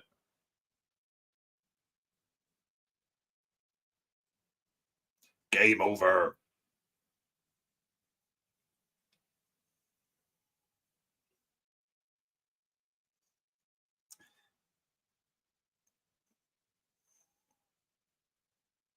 That's really cool. I never noticed that. So even when the credits roll, you can still hear him screaming. It's still going. That's really disturbing. Still screaming. I think it's just fading out now. Well, that, ladies and gentlemen, was Saw 1.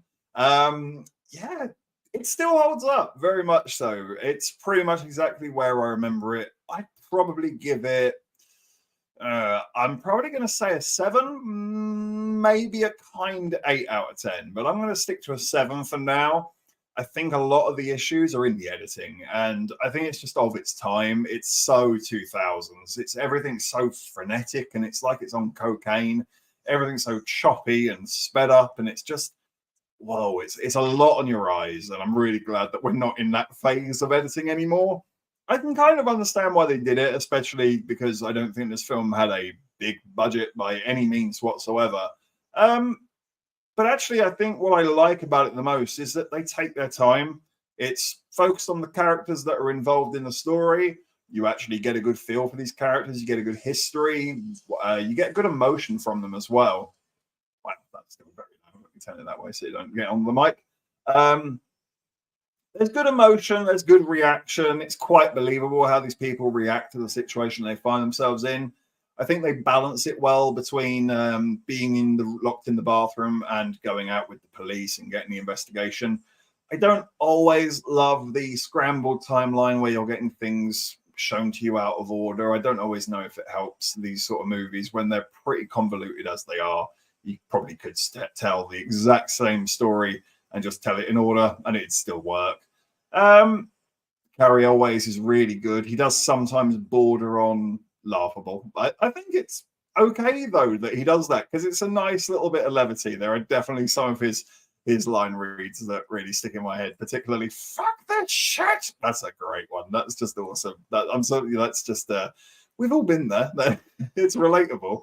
And what was it? Lawrence, calm down. Like, yeah, there are some really unintentionally funny line reads in this film. Yeah, so I'm going to stick to. I'm going to say a 7 out of 10. What do you guys think? Even if it's by memory, if you didn't watch along, what are your thoughts on Saw 1? What would you rate it out of 10? Do you think it is the best of the franchise, as many people do? I think it might be my favorite of the franchise, to be honest. And it is mostly, as I say, it's the fact that you just actually get some character. I don't mind people being killed, but it'd be nice to get to know them before they die. And I think some of the later films forget that. Let me just quickly set up Saw 2. Oh, help if I turn the controller on. Let's try that again. Okay. Oh, where are you? Saw 2. There we go. That one's starting up. Oh, that's strange. We didn't get any adverts on this one. Oh, okay. Let me pause it quickly. There we go. We're at the start of the film. Normally, when you load these up, you get a ton of adverts, but for some reason, it's just skip the adverts. Maybe it's because it's the second watch and it's being nice to us. But I'm just going to very quickly let my dog out for the bathroom, make sure that he's okay. Don't want him doing it on the carpet.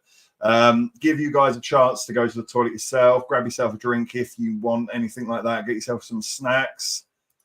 We've got a quick message here from Alex saying, agree with you, El. Saw 1 is the best in my opinion. I totally agree. I'm actually very excited to see Saw 2 and see how it holds up in my memory because, like I said, I don't really remember the story to this one. I just mostly remember the deaths.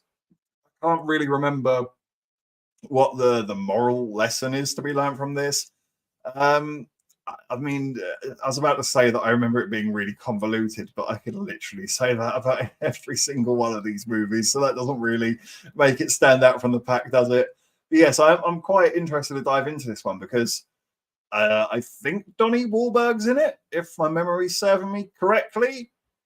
Can't really remember anything else at all about the plot apart from that Donnie Wahlberg's in it. So yes, I'll give everybody a quick 2-minute break. I'm just going to let the dog out to the bathroom very quickly, and I'll see you very shortly. Come on, buddy. Come on, bud. This way.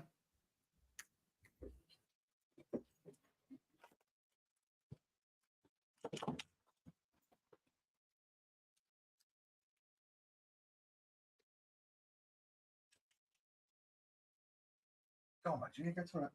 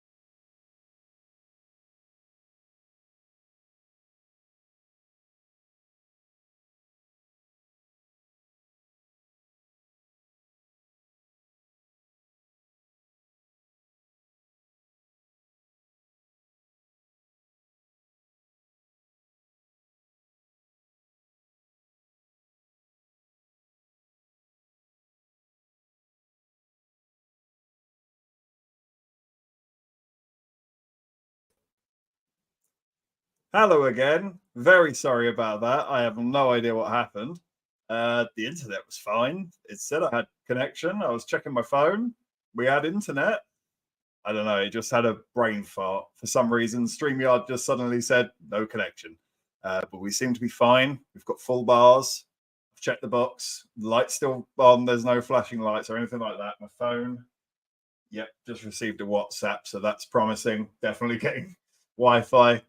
So we'll, a bit of a scare, but we got away with it.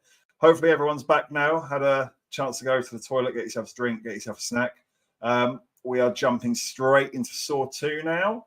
I am currently on the LGF screen. It's just about to start the intro cards. So if anybody wants to link up and sync up their version with mine, and we're going to press play in 3. Well, actually, before we do that, it will be 3, 2, 1, go. Just to clear up before we go for that. So 3, 2, 1, go. Let me turn off the controller.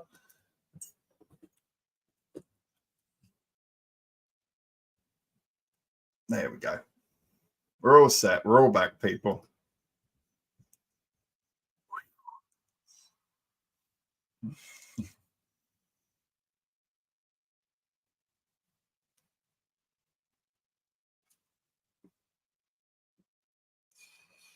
Saw 2, ladies and gentlemen. What do we think about this one in the chat? Is it one of the better ones or is it one of the worst ones? I'm going to lean towards, maybe this is a bit safe, but I'm going to say it's middle of the pack, at least from my memory. I probably would have it like maybe 5th or 6th out of all of them. Maybe a little higher.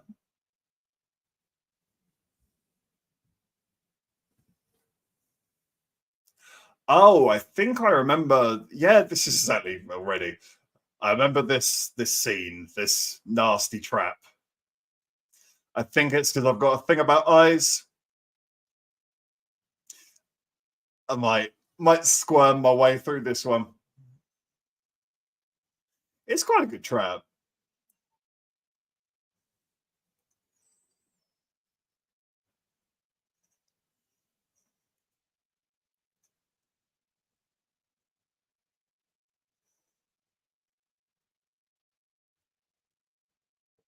If I found myself in this trap, I would just give up. It's just a straight away, nope, no thank you. I'll take death, thanks.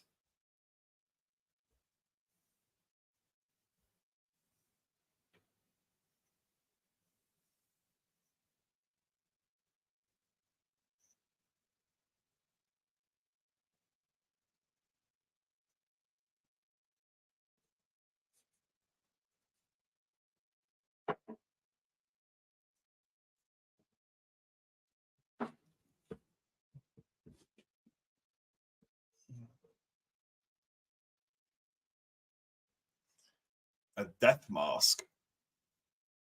Is that a real thing? If that's a real thing, that's really messed up.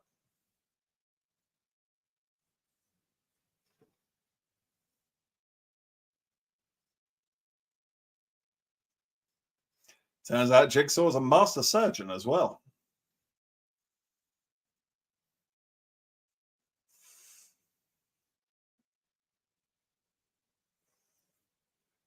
Oh.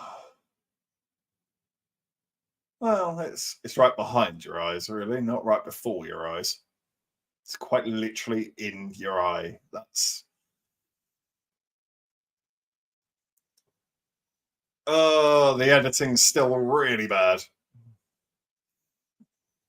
Well, that was stupid. Get to work, Sonny Jim. Oh, with one of those little fillet knife things as well. Oh, okay. Gonna try and make myself watch.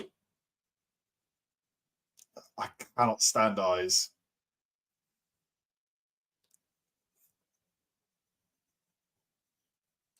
Oh.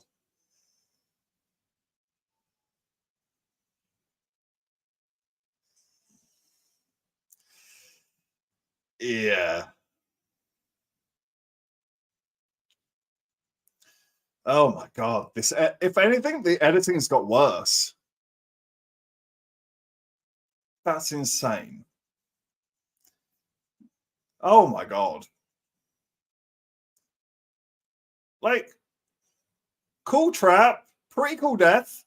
But that editing, that's mental. That must have been like 100 images a second. It's just so flash, flash, flash, flash, flash, flash, flash, flash, flash, flash, flash. It's like just pick one thing, it'll be fine, okay? Donnie Wahlberg, yeah. Marky Mark's kid brother. This is very old. He's allowed to smoke inside of a police building.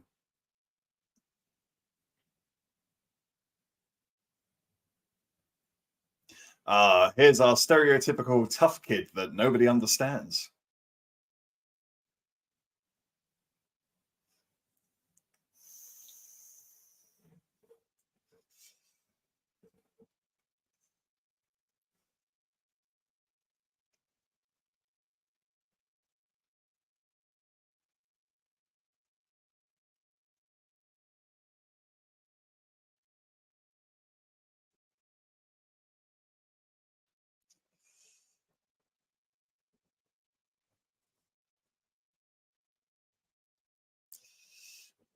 I'm struggling to buy these two as father and son, to be honest with you.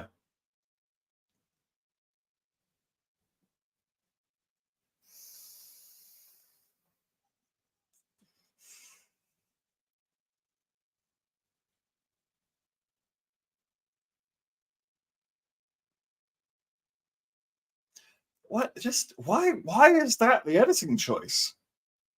Why? Why couldn't we just transition? Why do we have to have a weird flash camera flash thing?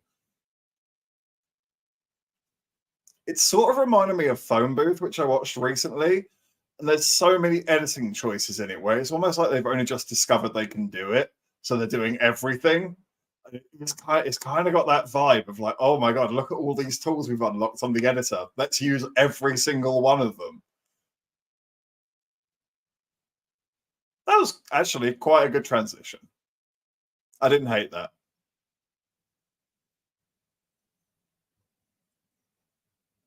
As he's leaving his apartment, putting his coat on, and he goes through the door, it just cuts straight to him arriving at the crime scene. That's fine. I like that. That's good.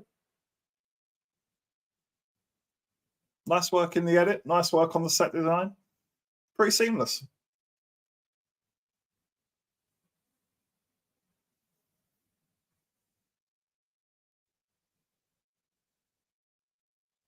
He's not a great lead, is he, Donnie Wahlberg? He's trying. He's definitely trying.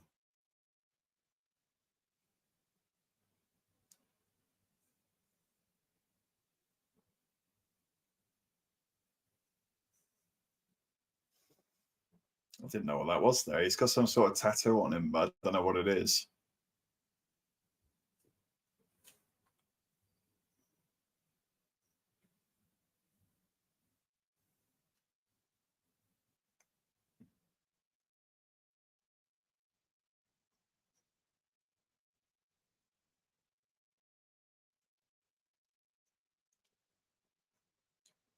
This one is slowly coming back to me. I think, anyway, unless I'm remembering one of the other films.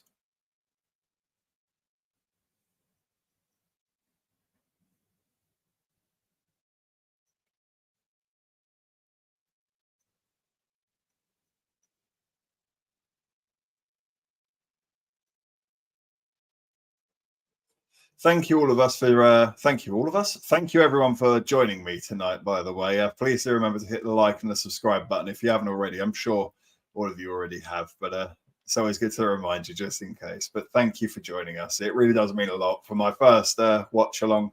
It's great to have you here, and I'm sure we'll do more in the future. We were thinking about doing the whole franchise if we could fit all 10 Saw movies in, well, all nine. Um, I'm gonna say maybe. I'm gonna say maybe. I want to. I know I want to. It's more of a schedule thing. My YouTube schedule is pretty wild as it is at the moment. I mean, literally, come Saturday, I've got like 4 videos that I need to work on. So it's already a lot on my plate as it is. But if I can fit more in, I'm going to try to. Maybe next week, maybe the week after. We'll see what we can do. It'd be great to have you on those as well. And we might, I won't throw her under a bus, but we might have a guest in Mrs. IMO for one of them in the future as well. It's mostly a microphone issue for Mrs. IMO, but we might be able to sort something out.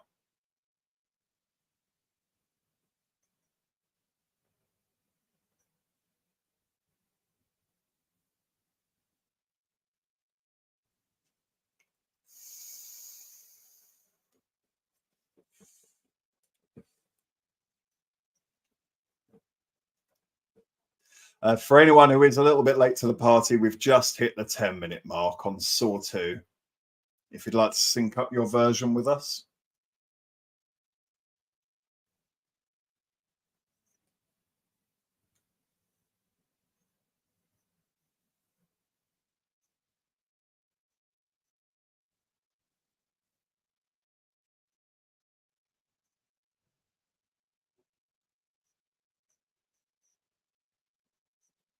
We're doing a raid.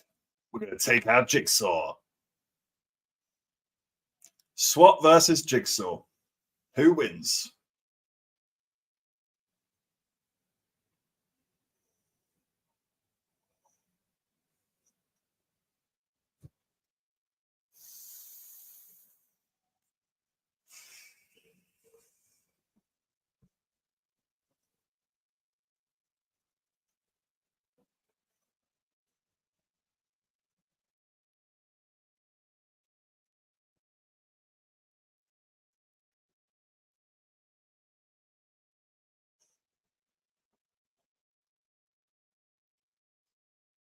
Oh yeah, I think is his house all rigged with traps? I actually think this was quite good if I'm remembering correctly.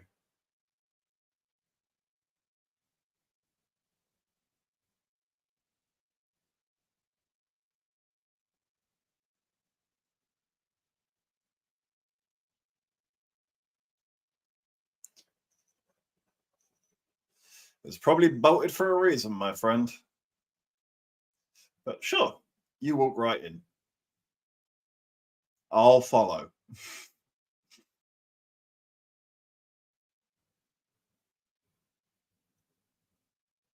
Uh-oh.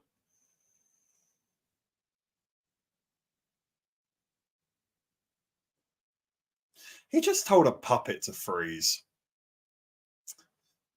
That's going to keep him up at night, isn't it? You know it is. He's going to get in bed and he's going to, did I really just tell a puppet to freeze? Oh, that that was nasty.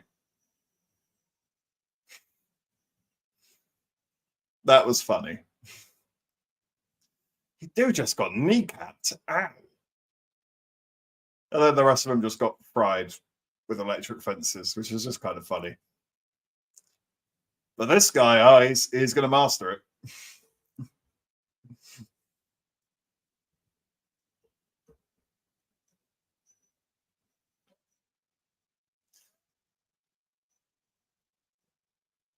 Just climb over the bodies. It's fine. Alex says, I like the concept of the films, i.e., a villain who truly believes that what he is dishing out to be the best treatment for single behavior. Yeah, I agree with you. I do think there's a good idea in that. They do muddy the waters a few times. There's times where it's not that moralistically right what he's doing, like just at all, like at all. Like that people don't even necessarily have a fair chance of escaping the game. You're just like, how would you get out of that? That's impossible. Um, if they could have towed that line a bit tidier and a bit neater, I think it would have lifted the material a lot. And maybe they do need to try and get back to that in these later installments. Because he is a cool villain. He is a cool villain, the Jigsaw Killer. Tobin Bell plays him really well. It's almost underplayed. It's like you barely see him raise his voice. Maybe like in one scene. And he just has like there is something ghoulish about him, isn't it? You believe he's messed up. No offense, Tobin Bell. Even that voice, it's very snaky.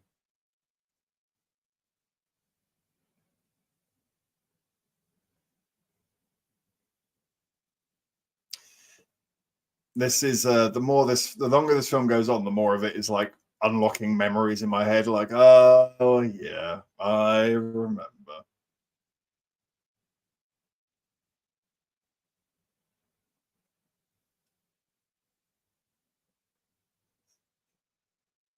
No, smarter this time.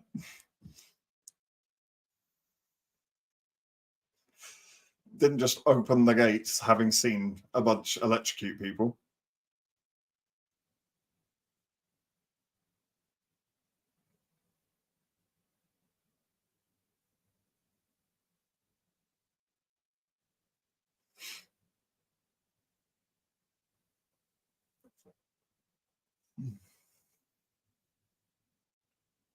The house. Jigsaw's got hostages.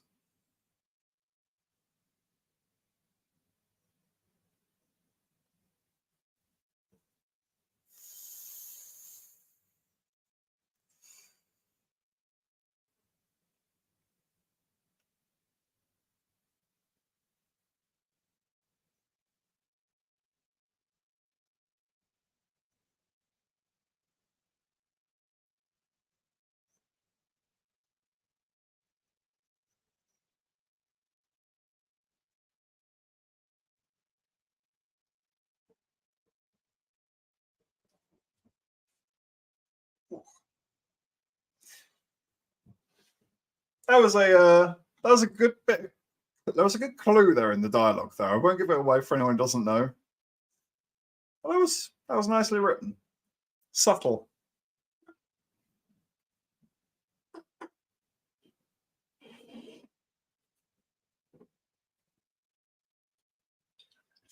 There Will Be Blood, starring Daniel Day-Lewis. Outstanding movie. Paul Dano does not get the credit he deserves for that role.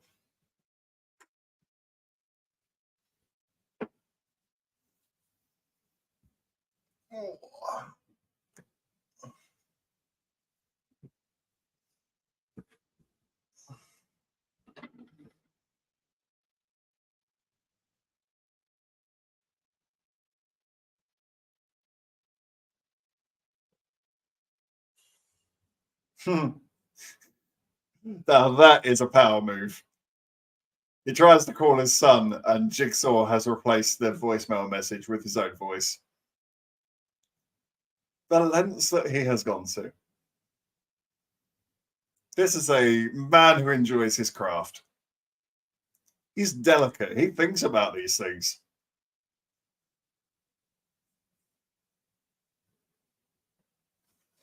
Again, I think the set design on this house is absolutely outstanding. It's got a vibe. It's got a whole vibe. And it doesn't wander too far from the first film. There's a body on the floor and no one knows how it got there. Strangers locked in a room again.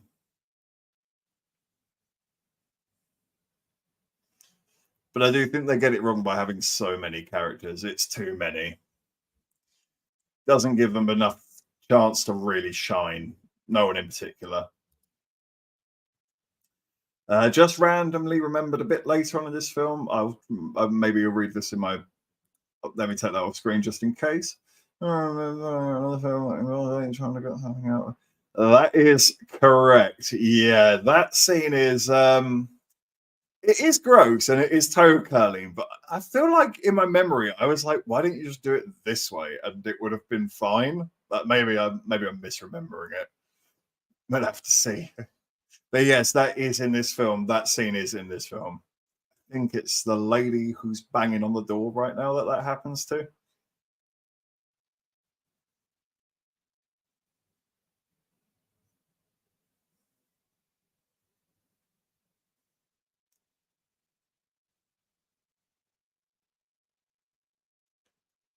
Is that a reference to something where he says that this guy woke up in a room and was in there for 9 years? Does that come up later on? Is that something in a later film? I'm not sure it is. I'm surprised if it isn't, because they normally milk this for everything it's worth.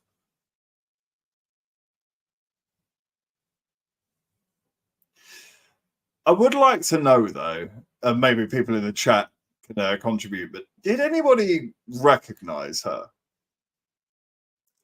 I'm not going to say any more than that, just in case. Did anybody notice? I'm just wondering. I don't think I did at the time.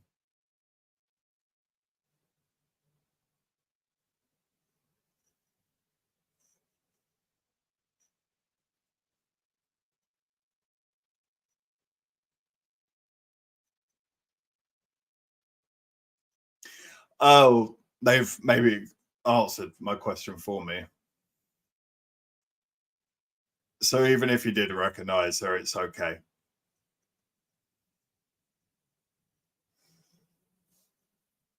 Because she's done this before. And that's gotta really suck. You survive one Saw game, and then you find yourself in another one. You just be like, oh, for fuck.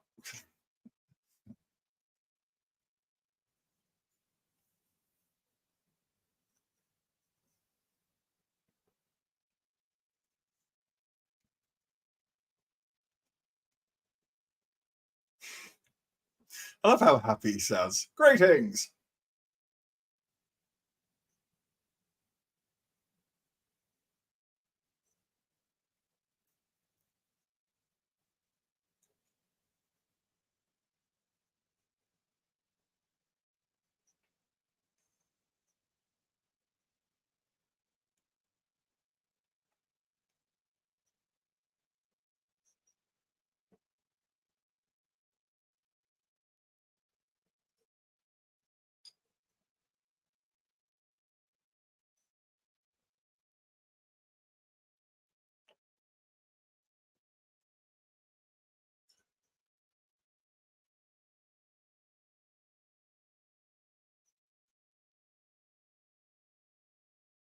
So the door opens in 2 hours, I believe he said.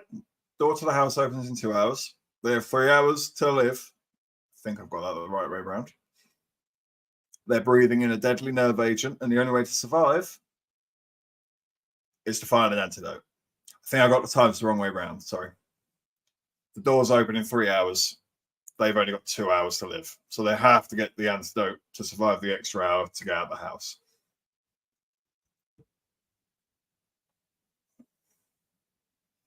Hey, this is the thing that I remembered. This always makes me jump.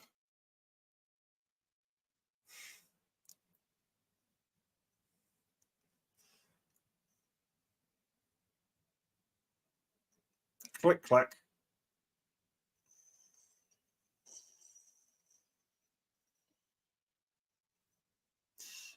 Yep, that'll do it. Pretty good. Well, makeup, I'd imagine.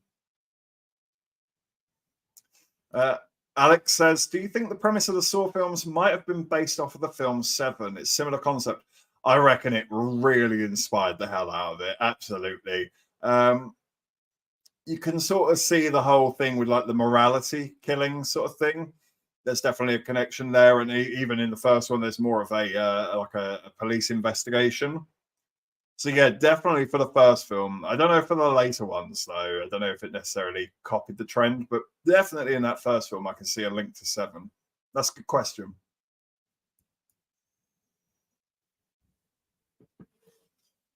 Look at that big far. Dun, dun, dun.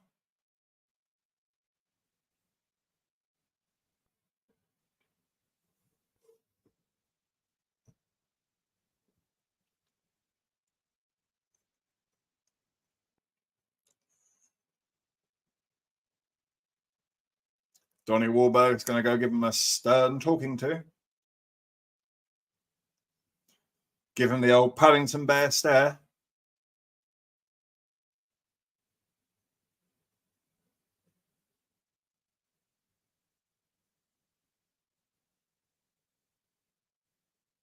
Quite weird lighting.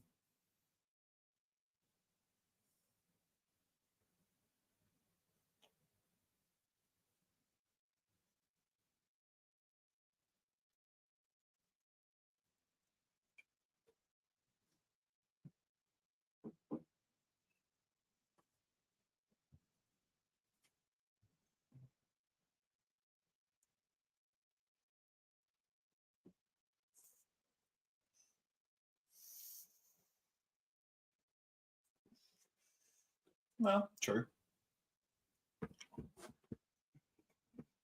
You're threatening a dead man, so a bit pointless.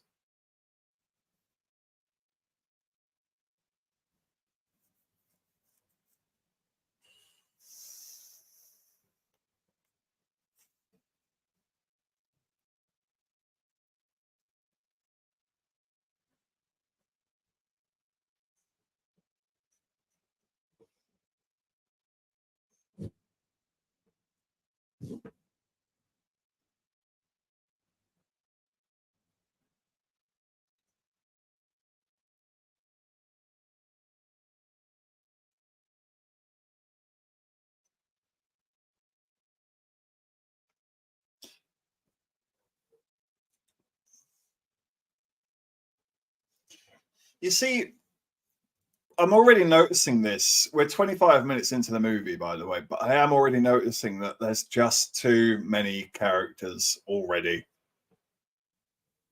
We're trying to establish how many are in the house. It looks like maybe six, maybe five, possibly four, actually, considering that person just blew his head off. But and then you've got one, two, three police officers. Then you've got Jigsaw. Then you've got the father and son relationship.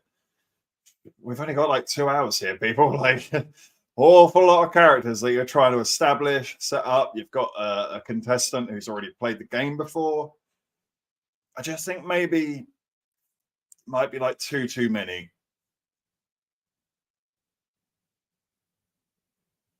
But you know, we'll see what they do with it. They might be able to prove me wrong. They might prove me wrong.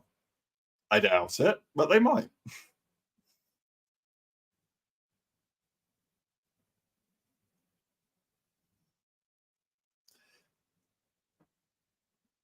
It would be cool in a very weird way. If you knew it was all fake and it was just a set, it would be cool to walk around this house. Clearly, a lot of effort and thought has gone into how this place is going to be laid out, how each trap's going to work, who's going to find themselves in what. I kind of miss it's fun. I like those details to films. Oh, pardon me.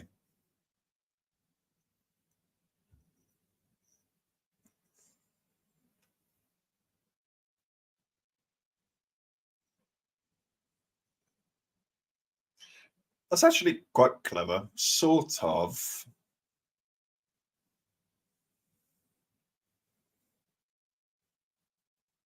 It's logical.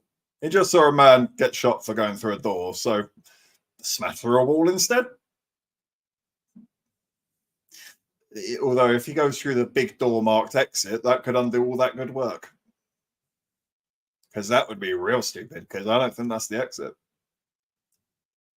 Or it ain't going to be as straightforward as that. Really? That's the problem with the house. The picture was wonky. You're walking around what is essentially a crack den. Ugh. She's coughing up blood, so the nerve agent thing's real. Everyone else is searching for things. This guy just went, oh, do you know what? That picture's wonky. I'll fix that. Try pulling your weight, bud.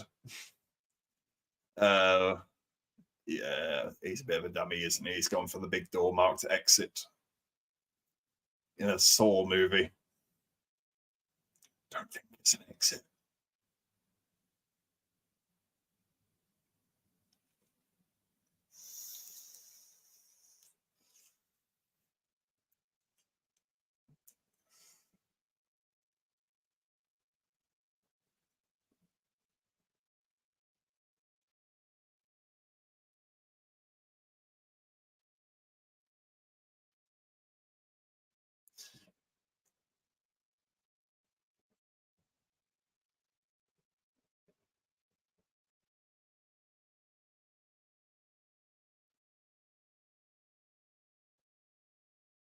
That was classic line.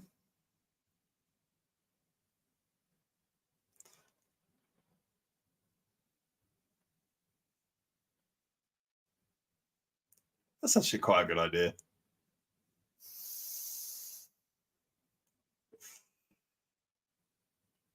Although I'm guaranteeing Jigsaw knows he's doing it. He's got his radio button pressed in so everyone can listen in on the convo.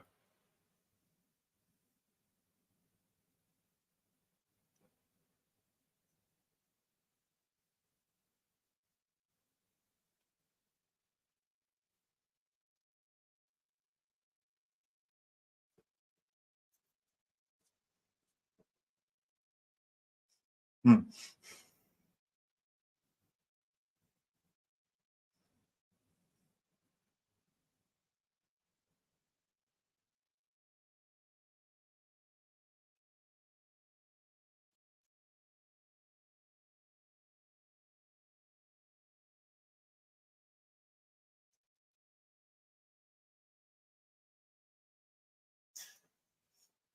This is good writing.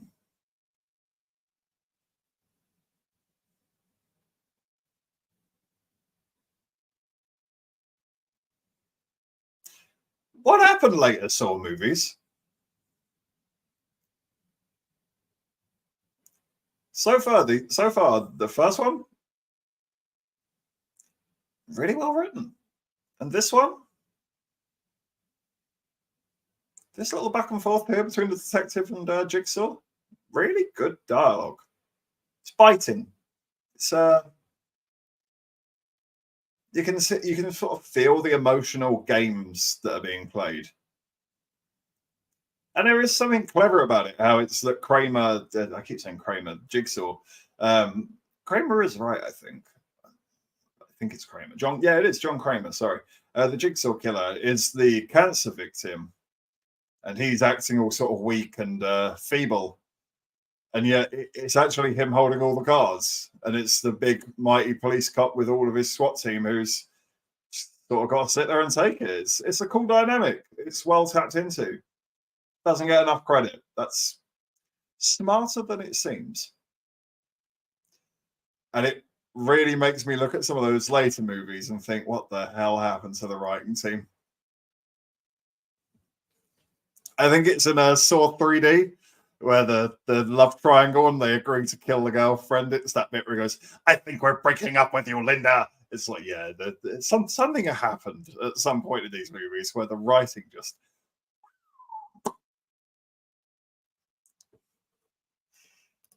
I still can't believe Danny Glover is in the Saw franchise. Honestly, bud, I have seen this first Saw movie 100 times now, and I am still shocked when he turns up on screen. I'm like, oh yeah, Danny Glover's in this. It's just every single time I just forget he's in it.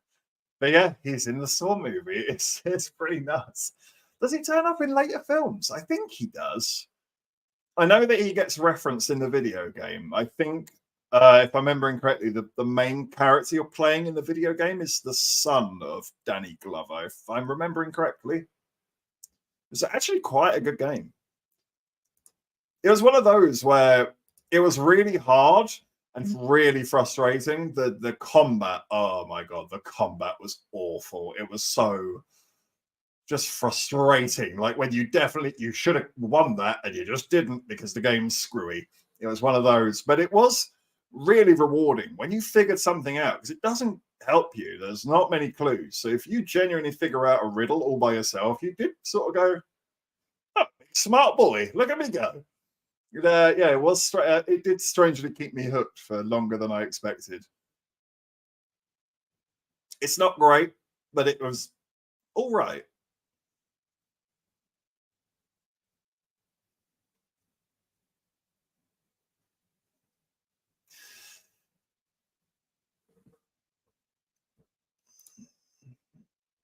Remind me, did Danny Glover make it out of the first Saw movie? I think he did make it out of the first Saw movie. We just watched it. He gets his neck slit, but he walks it off, which is impressive for most men. I I can't actually remember if he pops up again in another film. Maybe he does. It might be this one, maybe. Mum says, got to leave you now. Work tomorrow morning early. Enjoy the rest of the review. Great job. Thanks, Mum. Thank you. Appreciate you dropping in and sticking in, especially when it's films that I know that you don't like. But thank you very much for dropping in. I really do appreciate it. Take care. Love you. See you soon. Not that's just a mum, by the way. That's not for everybody. Okay, don't think I'm being overly friendly.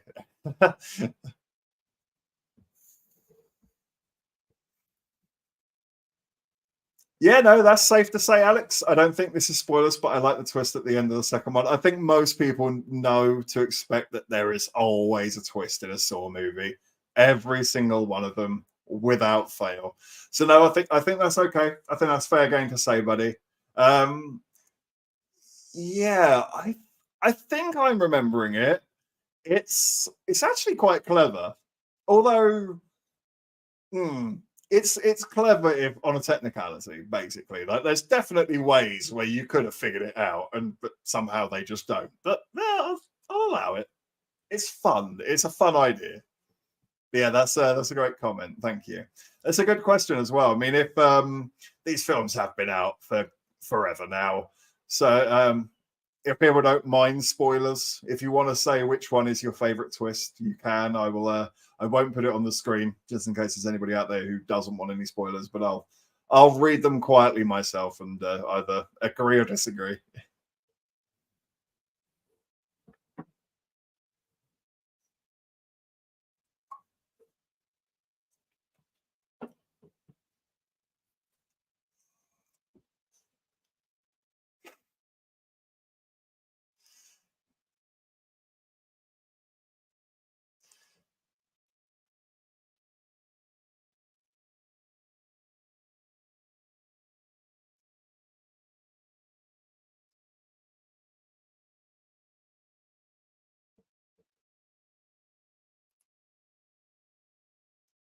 The reason I ask is if it wasn't the first movie and Saw X is between one and two, will we see Danny Glover again? Really good question, Mike. It might be actually, yeah. I don't know if it is set between one and two, but Kramer is definitely back. So I'm guessing it's prequel era. It's in the early stages. So I think you're on the money, buddy. I think there's well within our rights and well within our chances of seeing a Danny Glover cameo. That would be cool, actually. I wouldn't mind that. How old is Danny Glover now? He must be. I feel like no, nothing against Danny Glover, but I feel like he's been old forever. He's just been 70 since I was a kid, but he's just always been 70. He's not aged a day. He has just stayed there. Is he even still acting anymore? Like, what was the last thing you saw him in? Surely he pops up in something.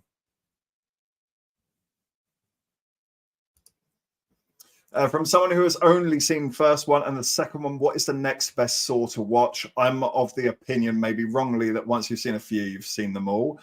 It's not completely out of the question, actually. They are very similar, especially two onwards, and they do dive further into their cliches and their typical habits and stereotypes. The further they go in, um, I know a lot of people like three. I'm not crazy about three. It's not my favorite. I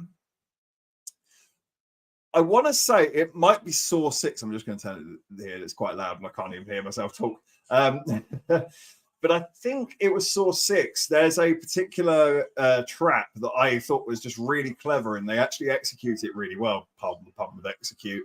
They've got people sat on like a carousel, if you will, and this guy has to pick and choose who gets shot on the carousel. And I think there's like maybe 2 rounds, 4 people. 2 of them are going to have to die, basically. But they play the scene really well because you can just see how much it's playing on the guy's mind who's having to make these decisions and how much it's like there's no right or wrong answer here. It's how do you choose who's more valuable than someone else? And it was also interesting the way that the victims are all like trying to throw each other under the bus. You got one who's like lying about being pregnant, and like the other one's like, "Oh, don't believe her. She'd say anything to get out of this." I think that's one of the better traps, and also one of the better movies as well, especially for one of the later films. So yeah, really good question that. But I think it's 6. I think it's 6 with that trap, unless someone in the comments can correct me. The creepy dude who fixed the painting is being burnt alive right now, like a Christmas turkey. Saw 20 still set between 1 and 2. I can believe it. They got to milk this cash cow for as long as they can. I'm surprised we haven't had a real prequel of Kramer yet, like his childhood. That seems tailor made for the cinema. We did it with Michael Myers, where we got to see him as a kid. Surely John Kramer as a kid. It's coming. I put money on it. Oh, really? Wow, I didn't know that. I don't actually think I saw Jumanji 2, but it's apparently Danny Glover was in the second Jumanji movie, if I'm not mistaken. That's really cool if he was. I'm glad to see he's still working. Yeah, I saw the first. I saw the original Jumanji, which I absolutely love, and then I saw the first Rock remake. I expected to hate it. I actually thought it was okay. I actually thought it was all right. Oh, he has to wear a baseball cap as a kid. He has to. The exact same one, and he has to wear it backwards as well. I want a skateboard over his shoulder. Do you know what? This movie is writing itself. We could just call it Kramer. It's so, yes. I'm already seeing it happen. Bear with me, you lovely people. I'm going to be very quickly. I'm just going to run to the toilet. I won't be long. Just a second. The film is still playing, by the way. You don't have to pause. I won't be long.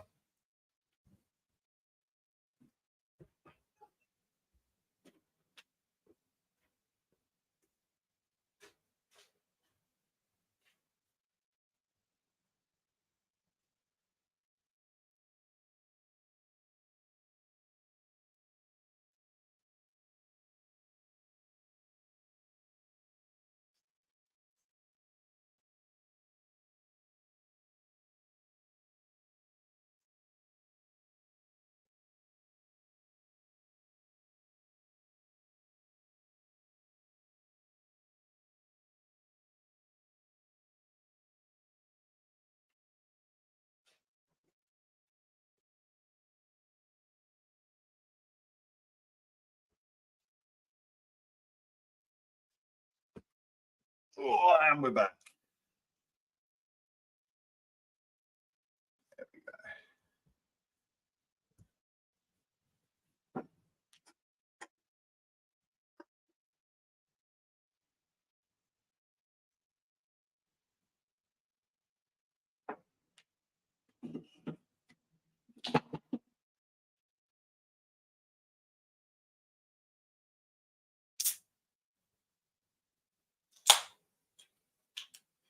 It is quite interesting, I suppose, that you get so much of a insight to the killer in this sequel that you just don't get in the first movie.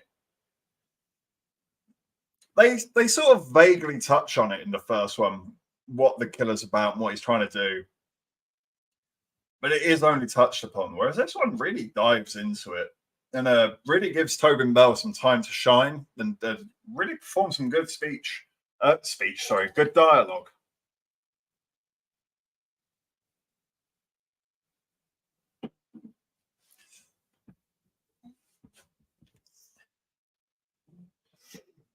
Yeah, he does play this character very well. You do believe that he believes the spiel that he spits out. And actually, with him being a cancer sufferer, it does add a blaseness to his attitude as to sort of, the line can be blurry. What's the point? What does it matter,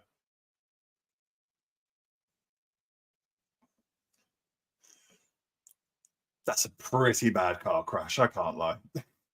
That's a car crash of a car crash. The editing on that, Jesus. And then that.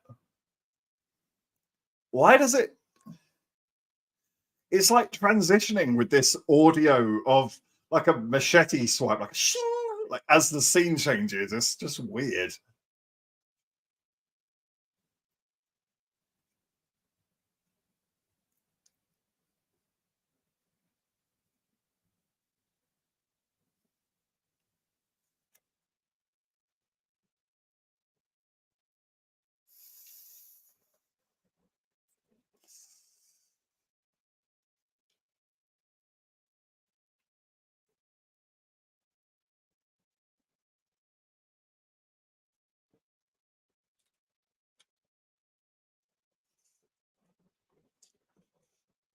Just for anyone wondering, we're at the 44-minute mark of Saw 2.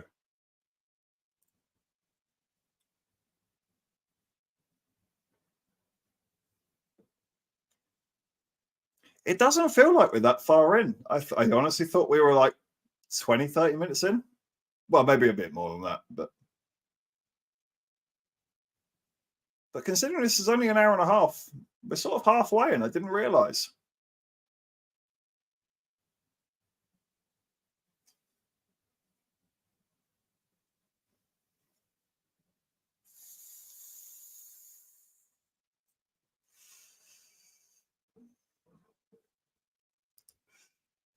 How many beers do you have left? It's Mrs. IMO noticing that I'm getting my vocabulary wrong now. We have 2 beers left. We have had exactly half. So I'm being clever, being smart. I knew if I went overload, what we'd end up with is me going, and another thing, or the whole typical, well, I love you lot, which to be honest, I've already done that so far. So yes, but don't you worry, we'll behave. How many have you got left, eh?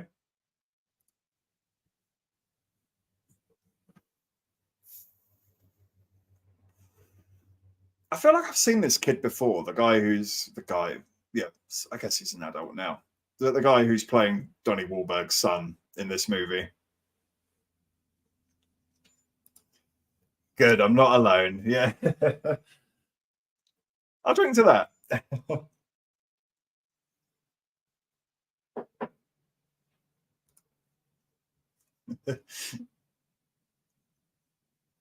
Thank you so much for joining me tonight, guys. This has been a lot of fun. I've really enjoyed doing this. It was just a random idea. I thought, why not? I really do need to up my live stream game. I don't do it enough. I know I should. It's usually a scheduling issue. Work really can be exhausting sometimes. You get in and you're kaput. You don't have any more energy to go on a live stream or or get to recording, but I do need to do it more. I want to do it more, and I've absolutely had a brilliant time doing this tonight. It's been lovely to see so much support from so many different people as well. Yes, thank you. I can't thank you enough.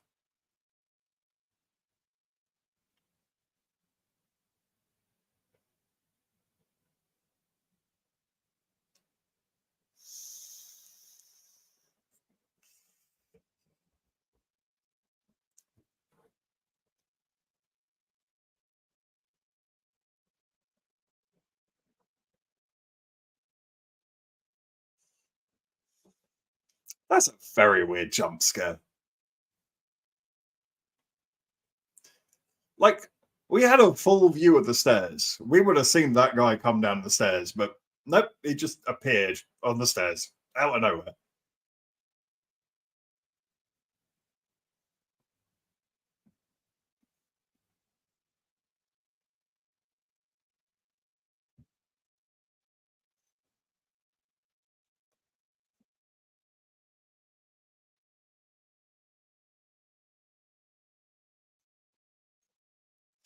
I'm now trying to remember how these people meet their grisly end.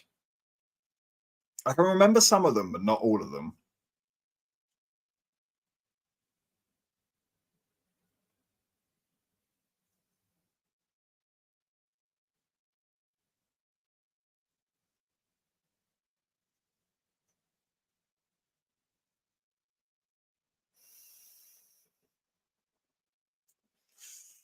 This guy is annoyingly stupid. If the door is like shut, maybe just leave it alone. Nope, he had to go and do it. He had to just shove his way through and set the trap off. This guy, honestly. Imagine being in this house with this guy. You would just shake your head every 5 seconds. He really just has a simple attitude of just running it head first. Let's not think about it. Let's not assess the situation. Bull in a china shop.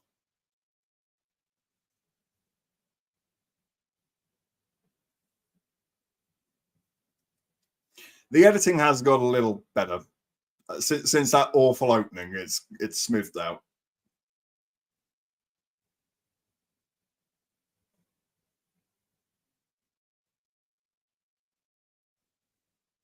I must admit, the lighting's a bit weird in this second one. Maybe it's just more noticeable because the first film really is two, three locations. But it does feel like every single room is lit differently. It's doesn't always feel like it's the same house. Oh, it's Pit of Needles time. This one's pretty toe curling. Oh, they look dirty as well. Like they look like they've got diseases on them. I don't know how a needle looks diseased, but they look diseased.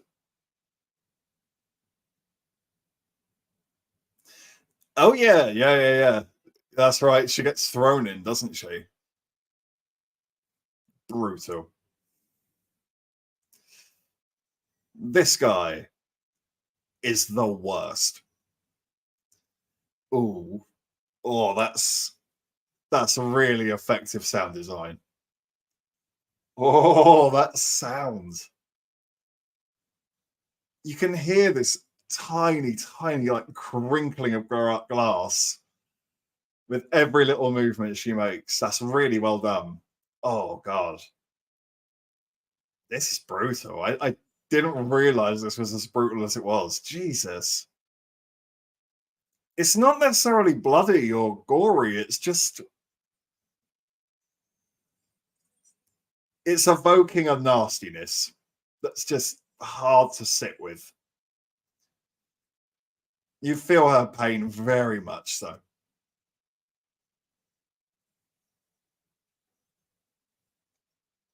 That's cute. He wanted to help her. I mean, I don't know how you help her, but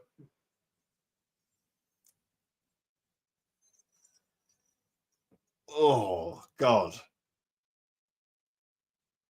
That was wretched.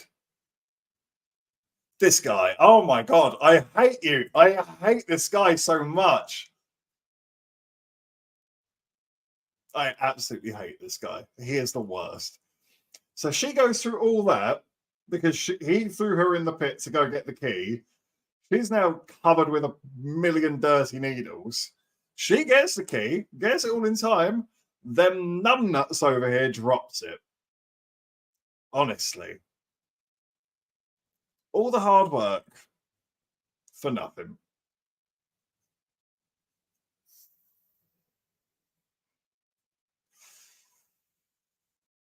Another great line read. Oh, Blondie's seen better days. That nerve agent is getting to the Blondie. Oh, good Lord. She is. How are you upright, dear? You are pale and lacking blood. Like, Jesus. Makeup department went a little too heavy.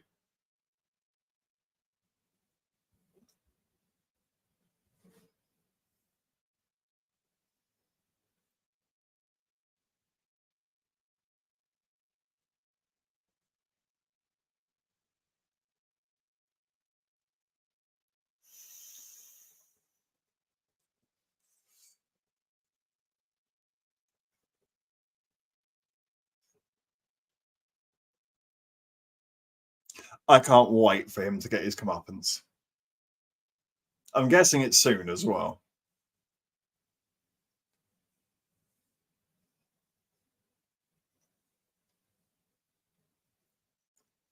Some of the transitions are pretty good in this one. That's two pretty smooth transitions that they've made in this movie that I'm quite impressed by. It's nothing crazy. It's just smooth. It's just the dialogue, however, not quite so smooth. Not always. That line read was a bit of an odd one. We got to get into this box, or his son will be in the box. Okay.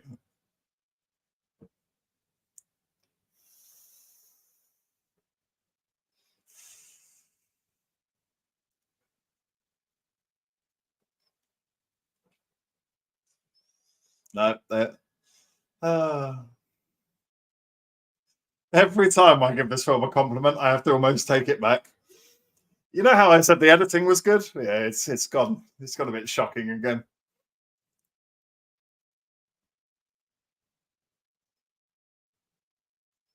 It's such like pointless editing as well. Like it's doing things without knowing why it's doing it. Or maybe it does know why it's doing it, but it's not a very good reason, I guess, is how I put it.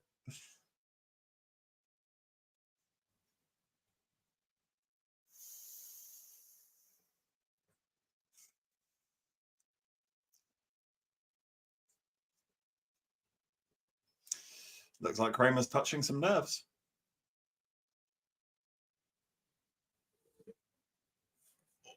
The shirt's getting all twisted. Sort the sleeves out.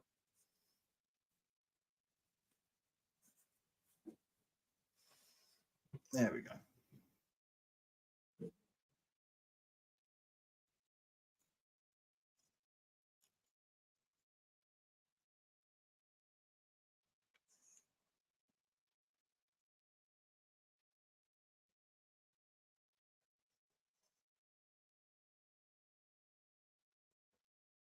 He is a good actor, Tobin Bell. That was good.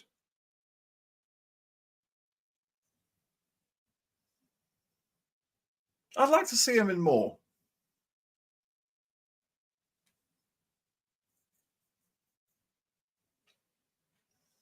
I'm sure he would just get typecast as being a serial killer, but I can see him doing a lot more. Why can't he be like the old police chief or something like that? He could easily do that role. I think he'd be quite good at it as well. He's got the right sort of stoic tone of voice made by it. You'd believe he's got the experience. He is very good. Very impressed.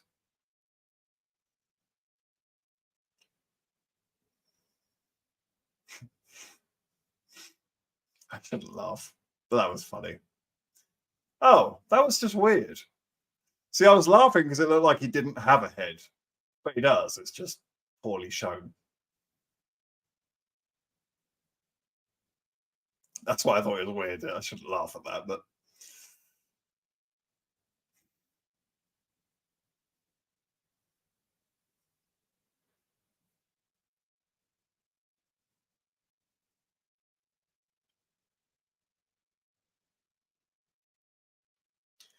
oh, that's right. Yeah, they have numbers on the back of their neck.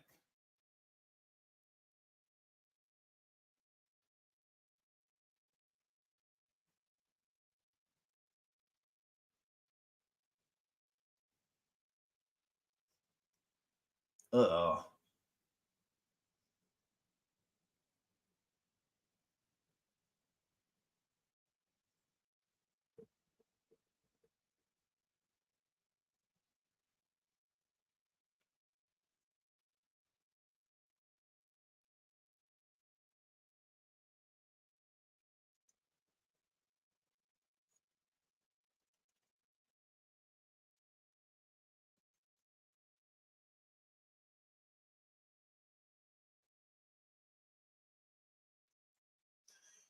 The worst guy in the world is continuing to be awful.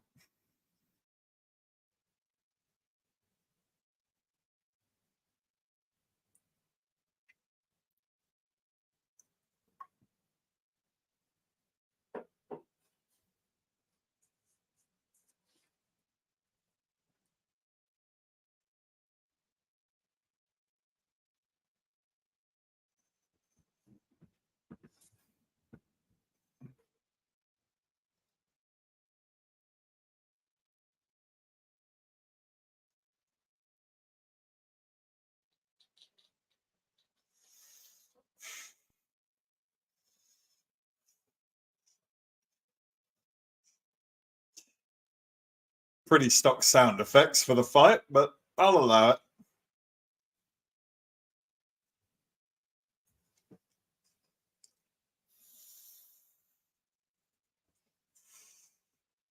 Fair play.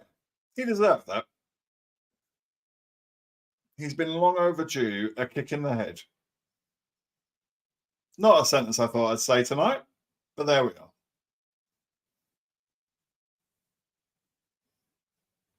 Uh-oh. He's behind you. Oh.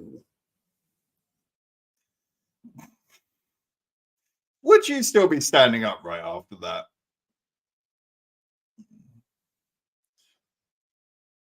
Oh, yeah, I don't know. I'm going to go ahead and say that that would be a death on impact. Just guessing.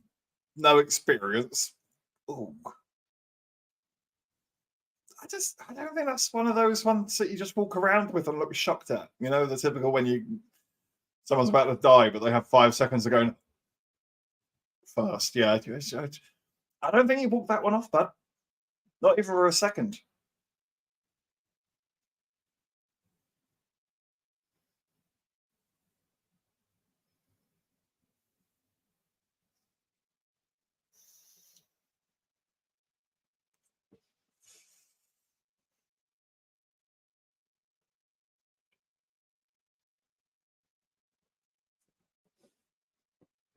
Ah, clever girl. X marks the spot, and the picture's got an X crack on it. Cup and Sun. It literally says on the back.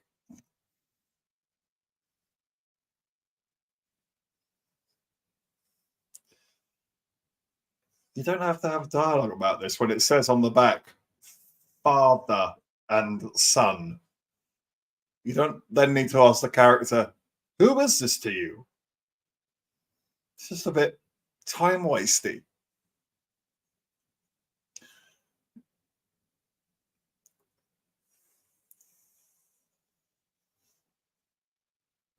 Is she dead? That was very unceremonious. That might be one for the record books. Is she the only character that dies in a Saw movie, but not from a trap. She just, the nerve agent just sort of got to her. I mean, is that attack? Maybe she technically died in a trap. She is in the house, and the house is a trap. I don't know. Just seems a bit underwhelming.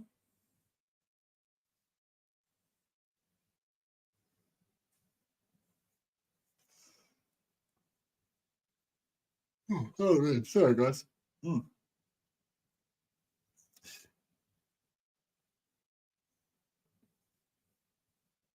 I think the cast are quite good in this one. Everyone's doing fine. Some are better than others.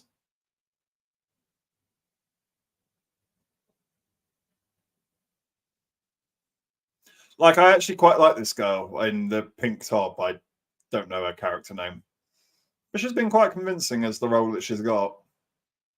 And Blondie was okay for what she was doing. Shame she's gone. She didn't get more time to shine. And I think you can even give some praise to the actor of the worst man in the world, because you're very much meant to hate him, and I very much do. So, job done.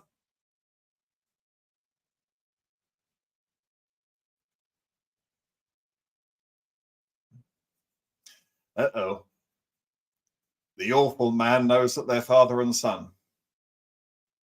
And I'm guessing Daddy Cop is the one who arrested him.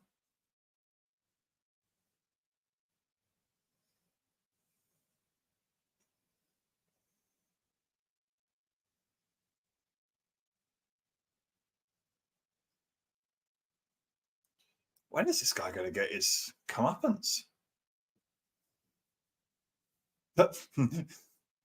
Do not run. What do they do? Run. Of course they do. Can you blame them? Again, just bad editing. You don't need to cut to black and white pictures of the father and son together to establish that maybe they have a relationship. We know they have a relationship. Not only did you show us that they had a relationship, but you keep telling us that they have a relationship.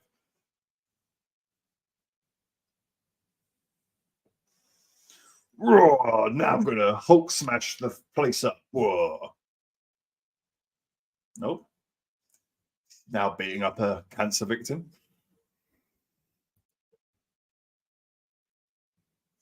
Interestingly, people may already know this, but Saw was created by James Wan and Lee Wynell, both part of the Insidious franchise. I was happy to find that out. Yes, they were indeed, and I believe it's been a while since I've watched the video. The Saw idea came from them basically saying, we have no budget, so we're going to have to make something that's going to be in one room. And it sort of came from that, really, knowing that they could only really afford one place to film in. Then they broke that rule because they actually do leave the room at some points in the movie. So, but that was the opening premise, that they were building off an idea, and I think that's brilliant. To be honest, so many films like that are really stand the test of time. So many of them face endless challenges in their process of being made, that sometimes I think that the challenge itself makes the film better. Like, you think about Jaws and the shark not working like on pretty much any single day. Oh, it's that scene that was mentioned, the bit where she's got to put her hand in the glass box. Oh, no, it's the nasty bit. Oh, she is an idiot, though. She is a big old idiot. But yes, it's that's brutal.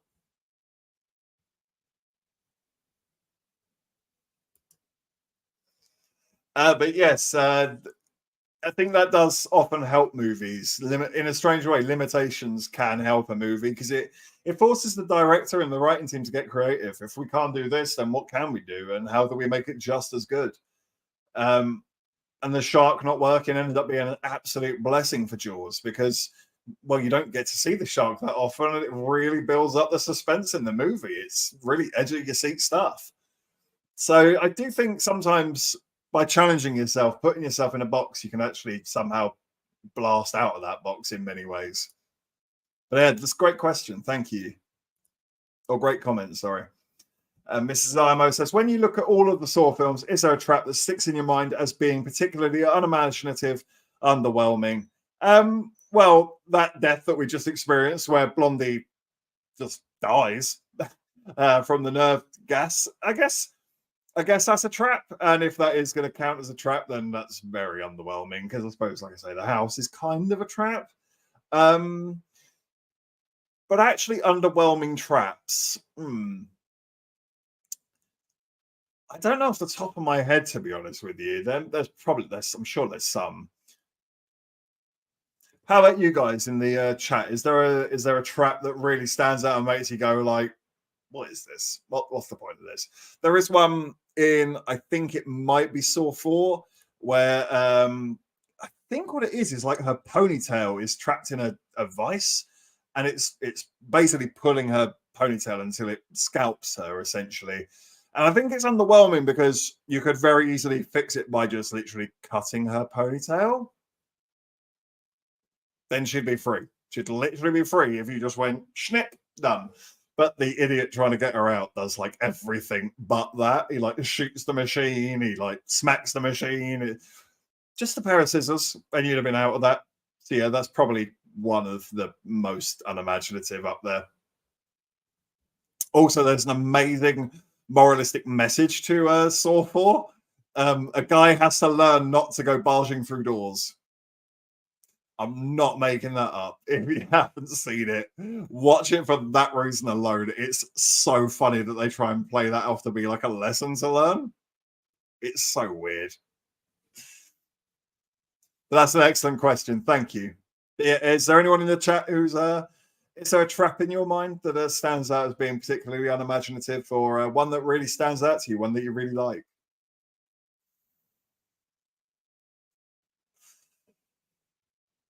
Oh no. They're still doing the bad driving editing, but it's a little bit better. It's a little bit better.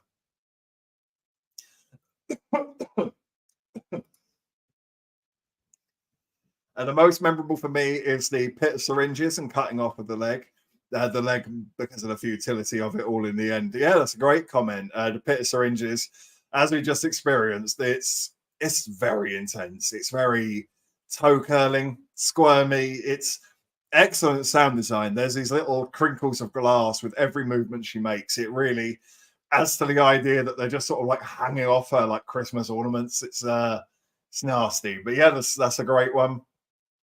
And I also like that the bit with the leg that it's also futile come the end. Yeah, that's a great comment.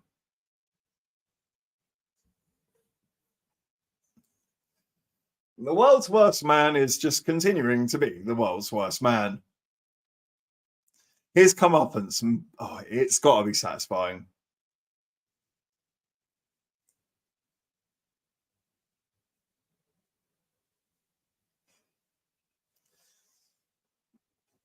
I don't know if that would work, but fair enough.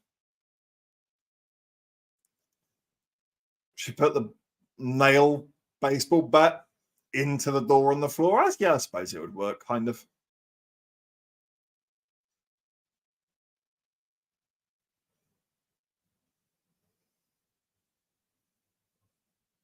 Oh, that's quite clever.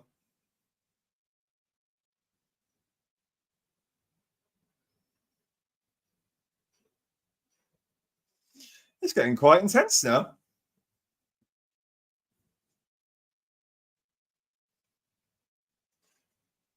Trapdoor beneath the safe.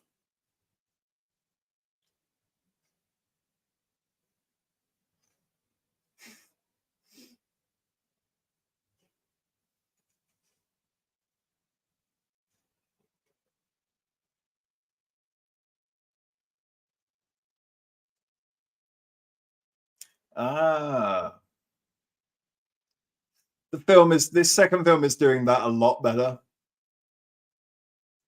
It's not going half an hour back to tell a story to get to that important little bit. It's just getting to that little bit. It's establishing it earlier in the film. And if you remember it, you remember it. And if you don't, here's a little moment to remind you. And that's a lot smoother than the first one. The first one Feels the need to go right back to the beginning and go, hey, do you remember this bit?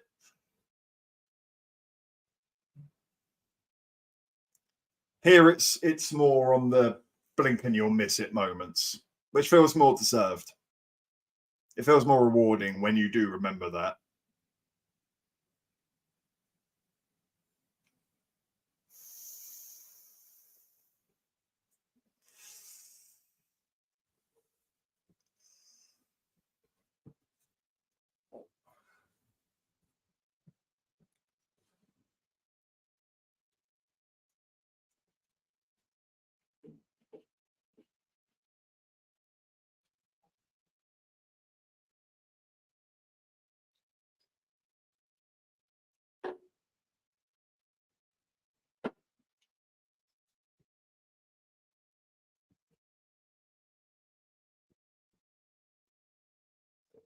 For anyone watching on at home, we are at the hour and 12-minute mark.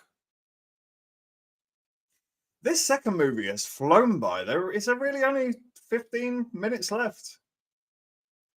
This one has blown by. It's absolutely breezed past us, this second one. The pacing is very solid here.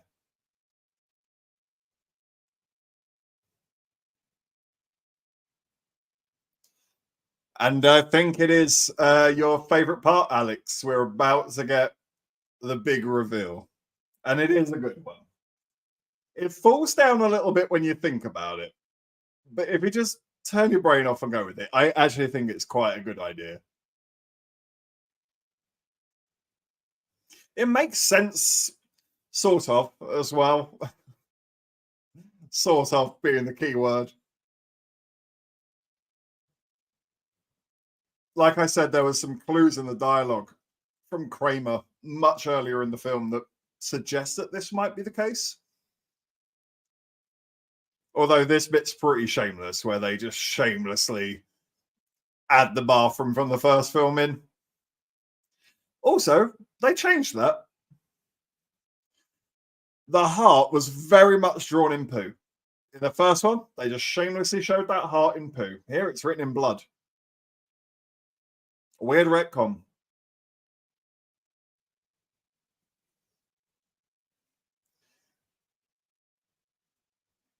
I guess it's kind of cool that the house is above the bathroom that the first one was in. That's kind of, it just expands on it, I suppose, a bit. Does feel a bit tacked on.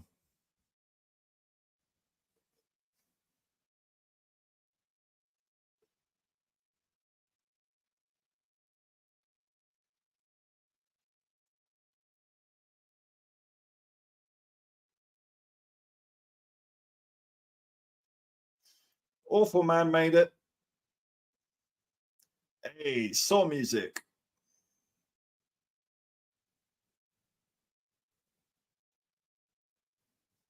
Do, do, do, do, do, do, do, do, do, do.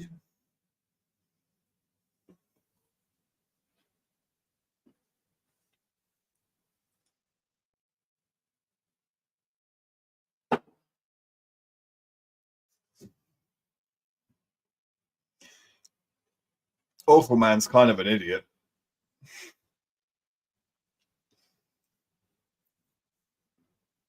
He spent all his time trying to get everybody else's number that he just realized he can't see his own number. Like, if this guy just stopped to take a breath every now and then, he'd probably be fine. Pretty weird. He's now going to cut a chunk out of his own neck.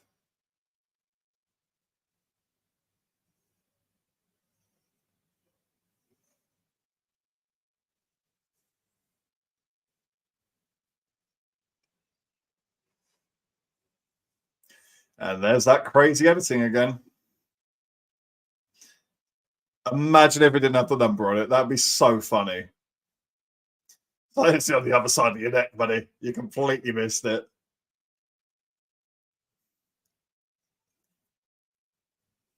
Oh, there we go. Now, problem with the continuity. Danny Glover got his throat slit in the first movie and he walked it off. This guy gets his throat slit. Done. Dead. Straight away. No chance. I will add that he did it with the saw that the guy cut his foot off with. So maybe there's, diseases, but I don't think diseases just kill you instantly. I just some consistency would be nice. Either walk off that, either be able to walk that off, or don't. Ain't no one like Danny Glover. Absolutely, it's because Danny Glover, he can get away with it. He ain't too old for that shit.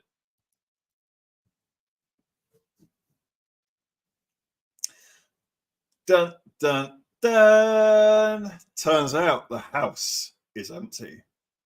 It always was. You're watching a DVD. Boom. Meta. I'm watching a DVD of people watching a DVD. Sawception.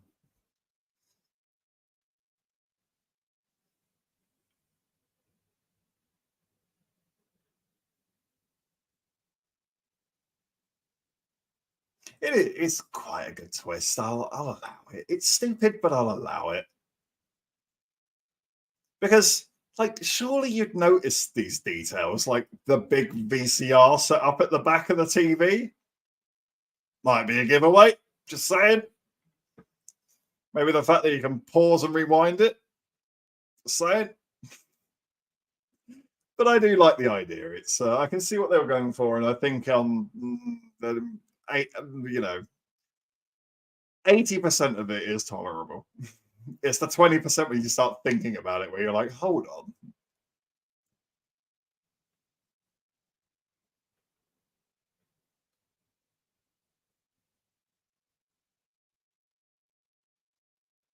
So where's Lee Wynell? It's the Pig Man. Unless Lee Wynell's the Pig Man, I don't know, maybe.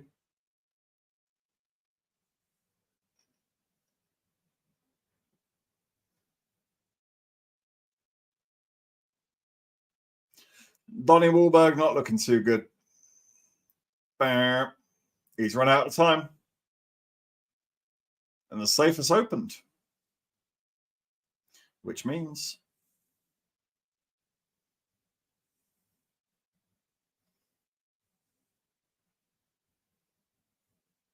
his son's in it. Oh! All he had to do was sit there and wait. Numbnuts had to go rushing in.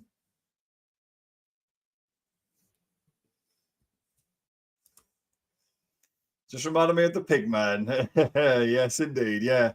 Weird little character in this movie. Obviously, it's the mask, but a few people wear it. But I don't know what the connection is to the pigs. If anybody knows, please do let me know, because I don't know what the connection is at all.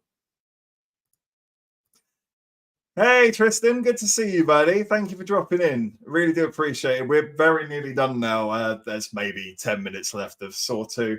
But thank you for dropping in, bud. It's really good to see you. I hope you're well.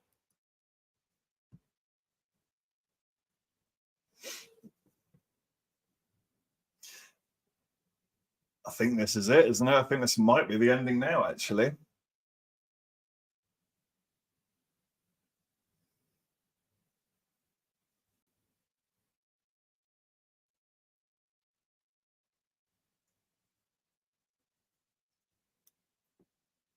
He's a dirty cop. He frames people.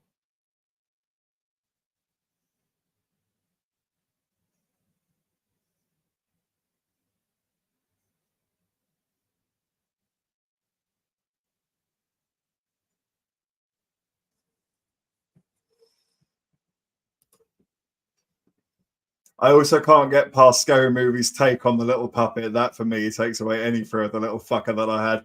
Absolutely, yeah. Scary Movie is actually, I mean, they've probably aged really badly, but me and Mrs. IMO recently sat down to watch Scary Movie 3. It's still funny. It's still really funny. There's lots of gags in that still make me laugh. The hat that keeps on getting bigger. I don't know. But the later ones, yeah, they're a bit of a hard watch. But the first three, the third one. I'll only say the third one. The third one is a good watch. But yeah, so what they do with the puppet is It does remove the fear a little bit, doesn't it? Yeah. So I had to go get a phone upgrade. Doing well. I hope same for you. Hope everyone in the chat is doing well. Thank you, Tristan. Really good to see you, bud. Thank you. Yeah, it's the big twist time where it turns out that Jigsaw knew everything all along and might even be a superhero with superpowers because he can predict the future. It's a bit conveniently written, but we'll roll with it.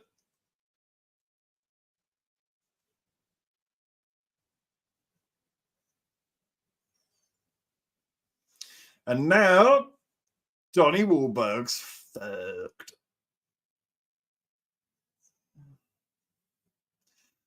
That was quite a good twist back in the day where it turns out that Amanda is in on the act. Which is why I was curious if people recognized her. Maybe was that a giveaway back when this first came out? And people go, oh, it's her from the first one. How weird.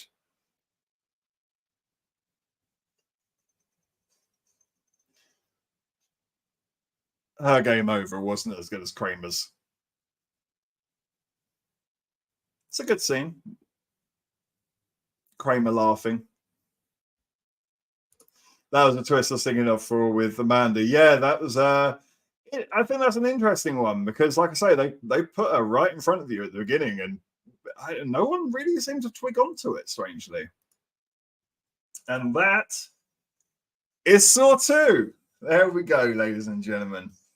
So thoughts on the second movie? I don't think it is as good as the first, but I don't think it's awful by any means. I'm in my head. I'm maybe going to give this one a 5, maybe a 6. I'm closer to a 6 than I am a 4, that's for sure. And same with the first one. I'm closer to an 8 than I am the 6. I'm going to give this a 5. It's paced almost too well, actually. I couldn't believe how quickly it was flying by. But it's almost like I actually wish at times it would just stop, take a breath, and let me soak in these characters and get to know them. And maybe I'd be a little bit more connected to them and feel a bit more of a weight to the consequences when they meet their end, or they meet their really grisly end come the ending. So that's kind of the issue with it for me. There are maybe 2 characters too many. I do think it's trying to do a little bit too much. I still think the set design is through the roof. I actually think the performances are pretty good here. Everyone does a pretty stellar job. Tobin Bell is excellent. I like what they do with Tobin Bell's character. Twist is good. I like the twist. A little bit convenient. Like I said, it does fall apart a little bit. The second you start thinking about it, that thread does start to unravel. But I like it. I get what they're going for, and I do think it works. It's got enough shock value in it for you. Both in the reveal of the person in Amanda and in the whole time delay thing that they've been watching the DVD the whole time and they didn't realize that they're trying to save a situation that's already been done. Do you know what? Just to be nice, because now I'm starting to see all the positives. Like I said, I'm going to give it a 6. I'm going to go up to the 6 rather than the 5. So the first one's going to get a let's go decimal points to give you an idea of how close I am to the 8. I'm like a 7.8 on the first Saw. And this one, I'm like a 6.3. I'm sort of like there. It's a good film. It's fundamentally fine. It's enjoyable. There's nothing really that wrong with it. It's just I wish that they would take their time with these characters a little bit more, and they really do need to sort out the editing. That's just something that stayed with the first movie.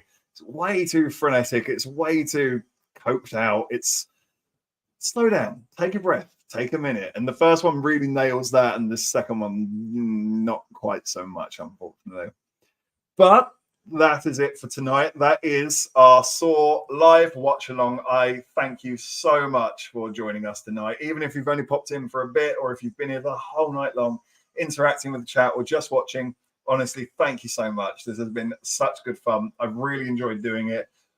I will potentially be doing more in the future if I can fit them into my schedule. I'm not going to make any promises, but keep your eyes peeled. If you've enjoyed this, there might be more in the future. But yes, thank you so much. Before we go, please do remember to hit the like button, hit the subscribe button. Any of my socials should be in the description down below: Facebook, Instagram, Letterboxd. Feel free to look me up on there. And of course, have a great weekend. I look forward to seeing you on the next one. Take care. Bye.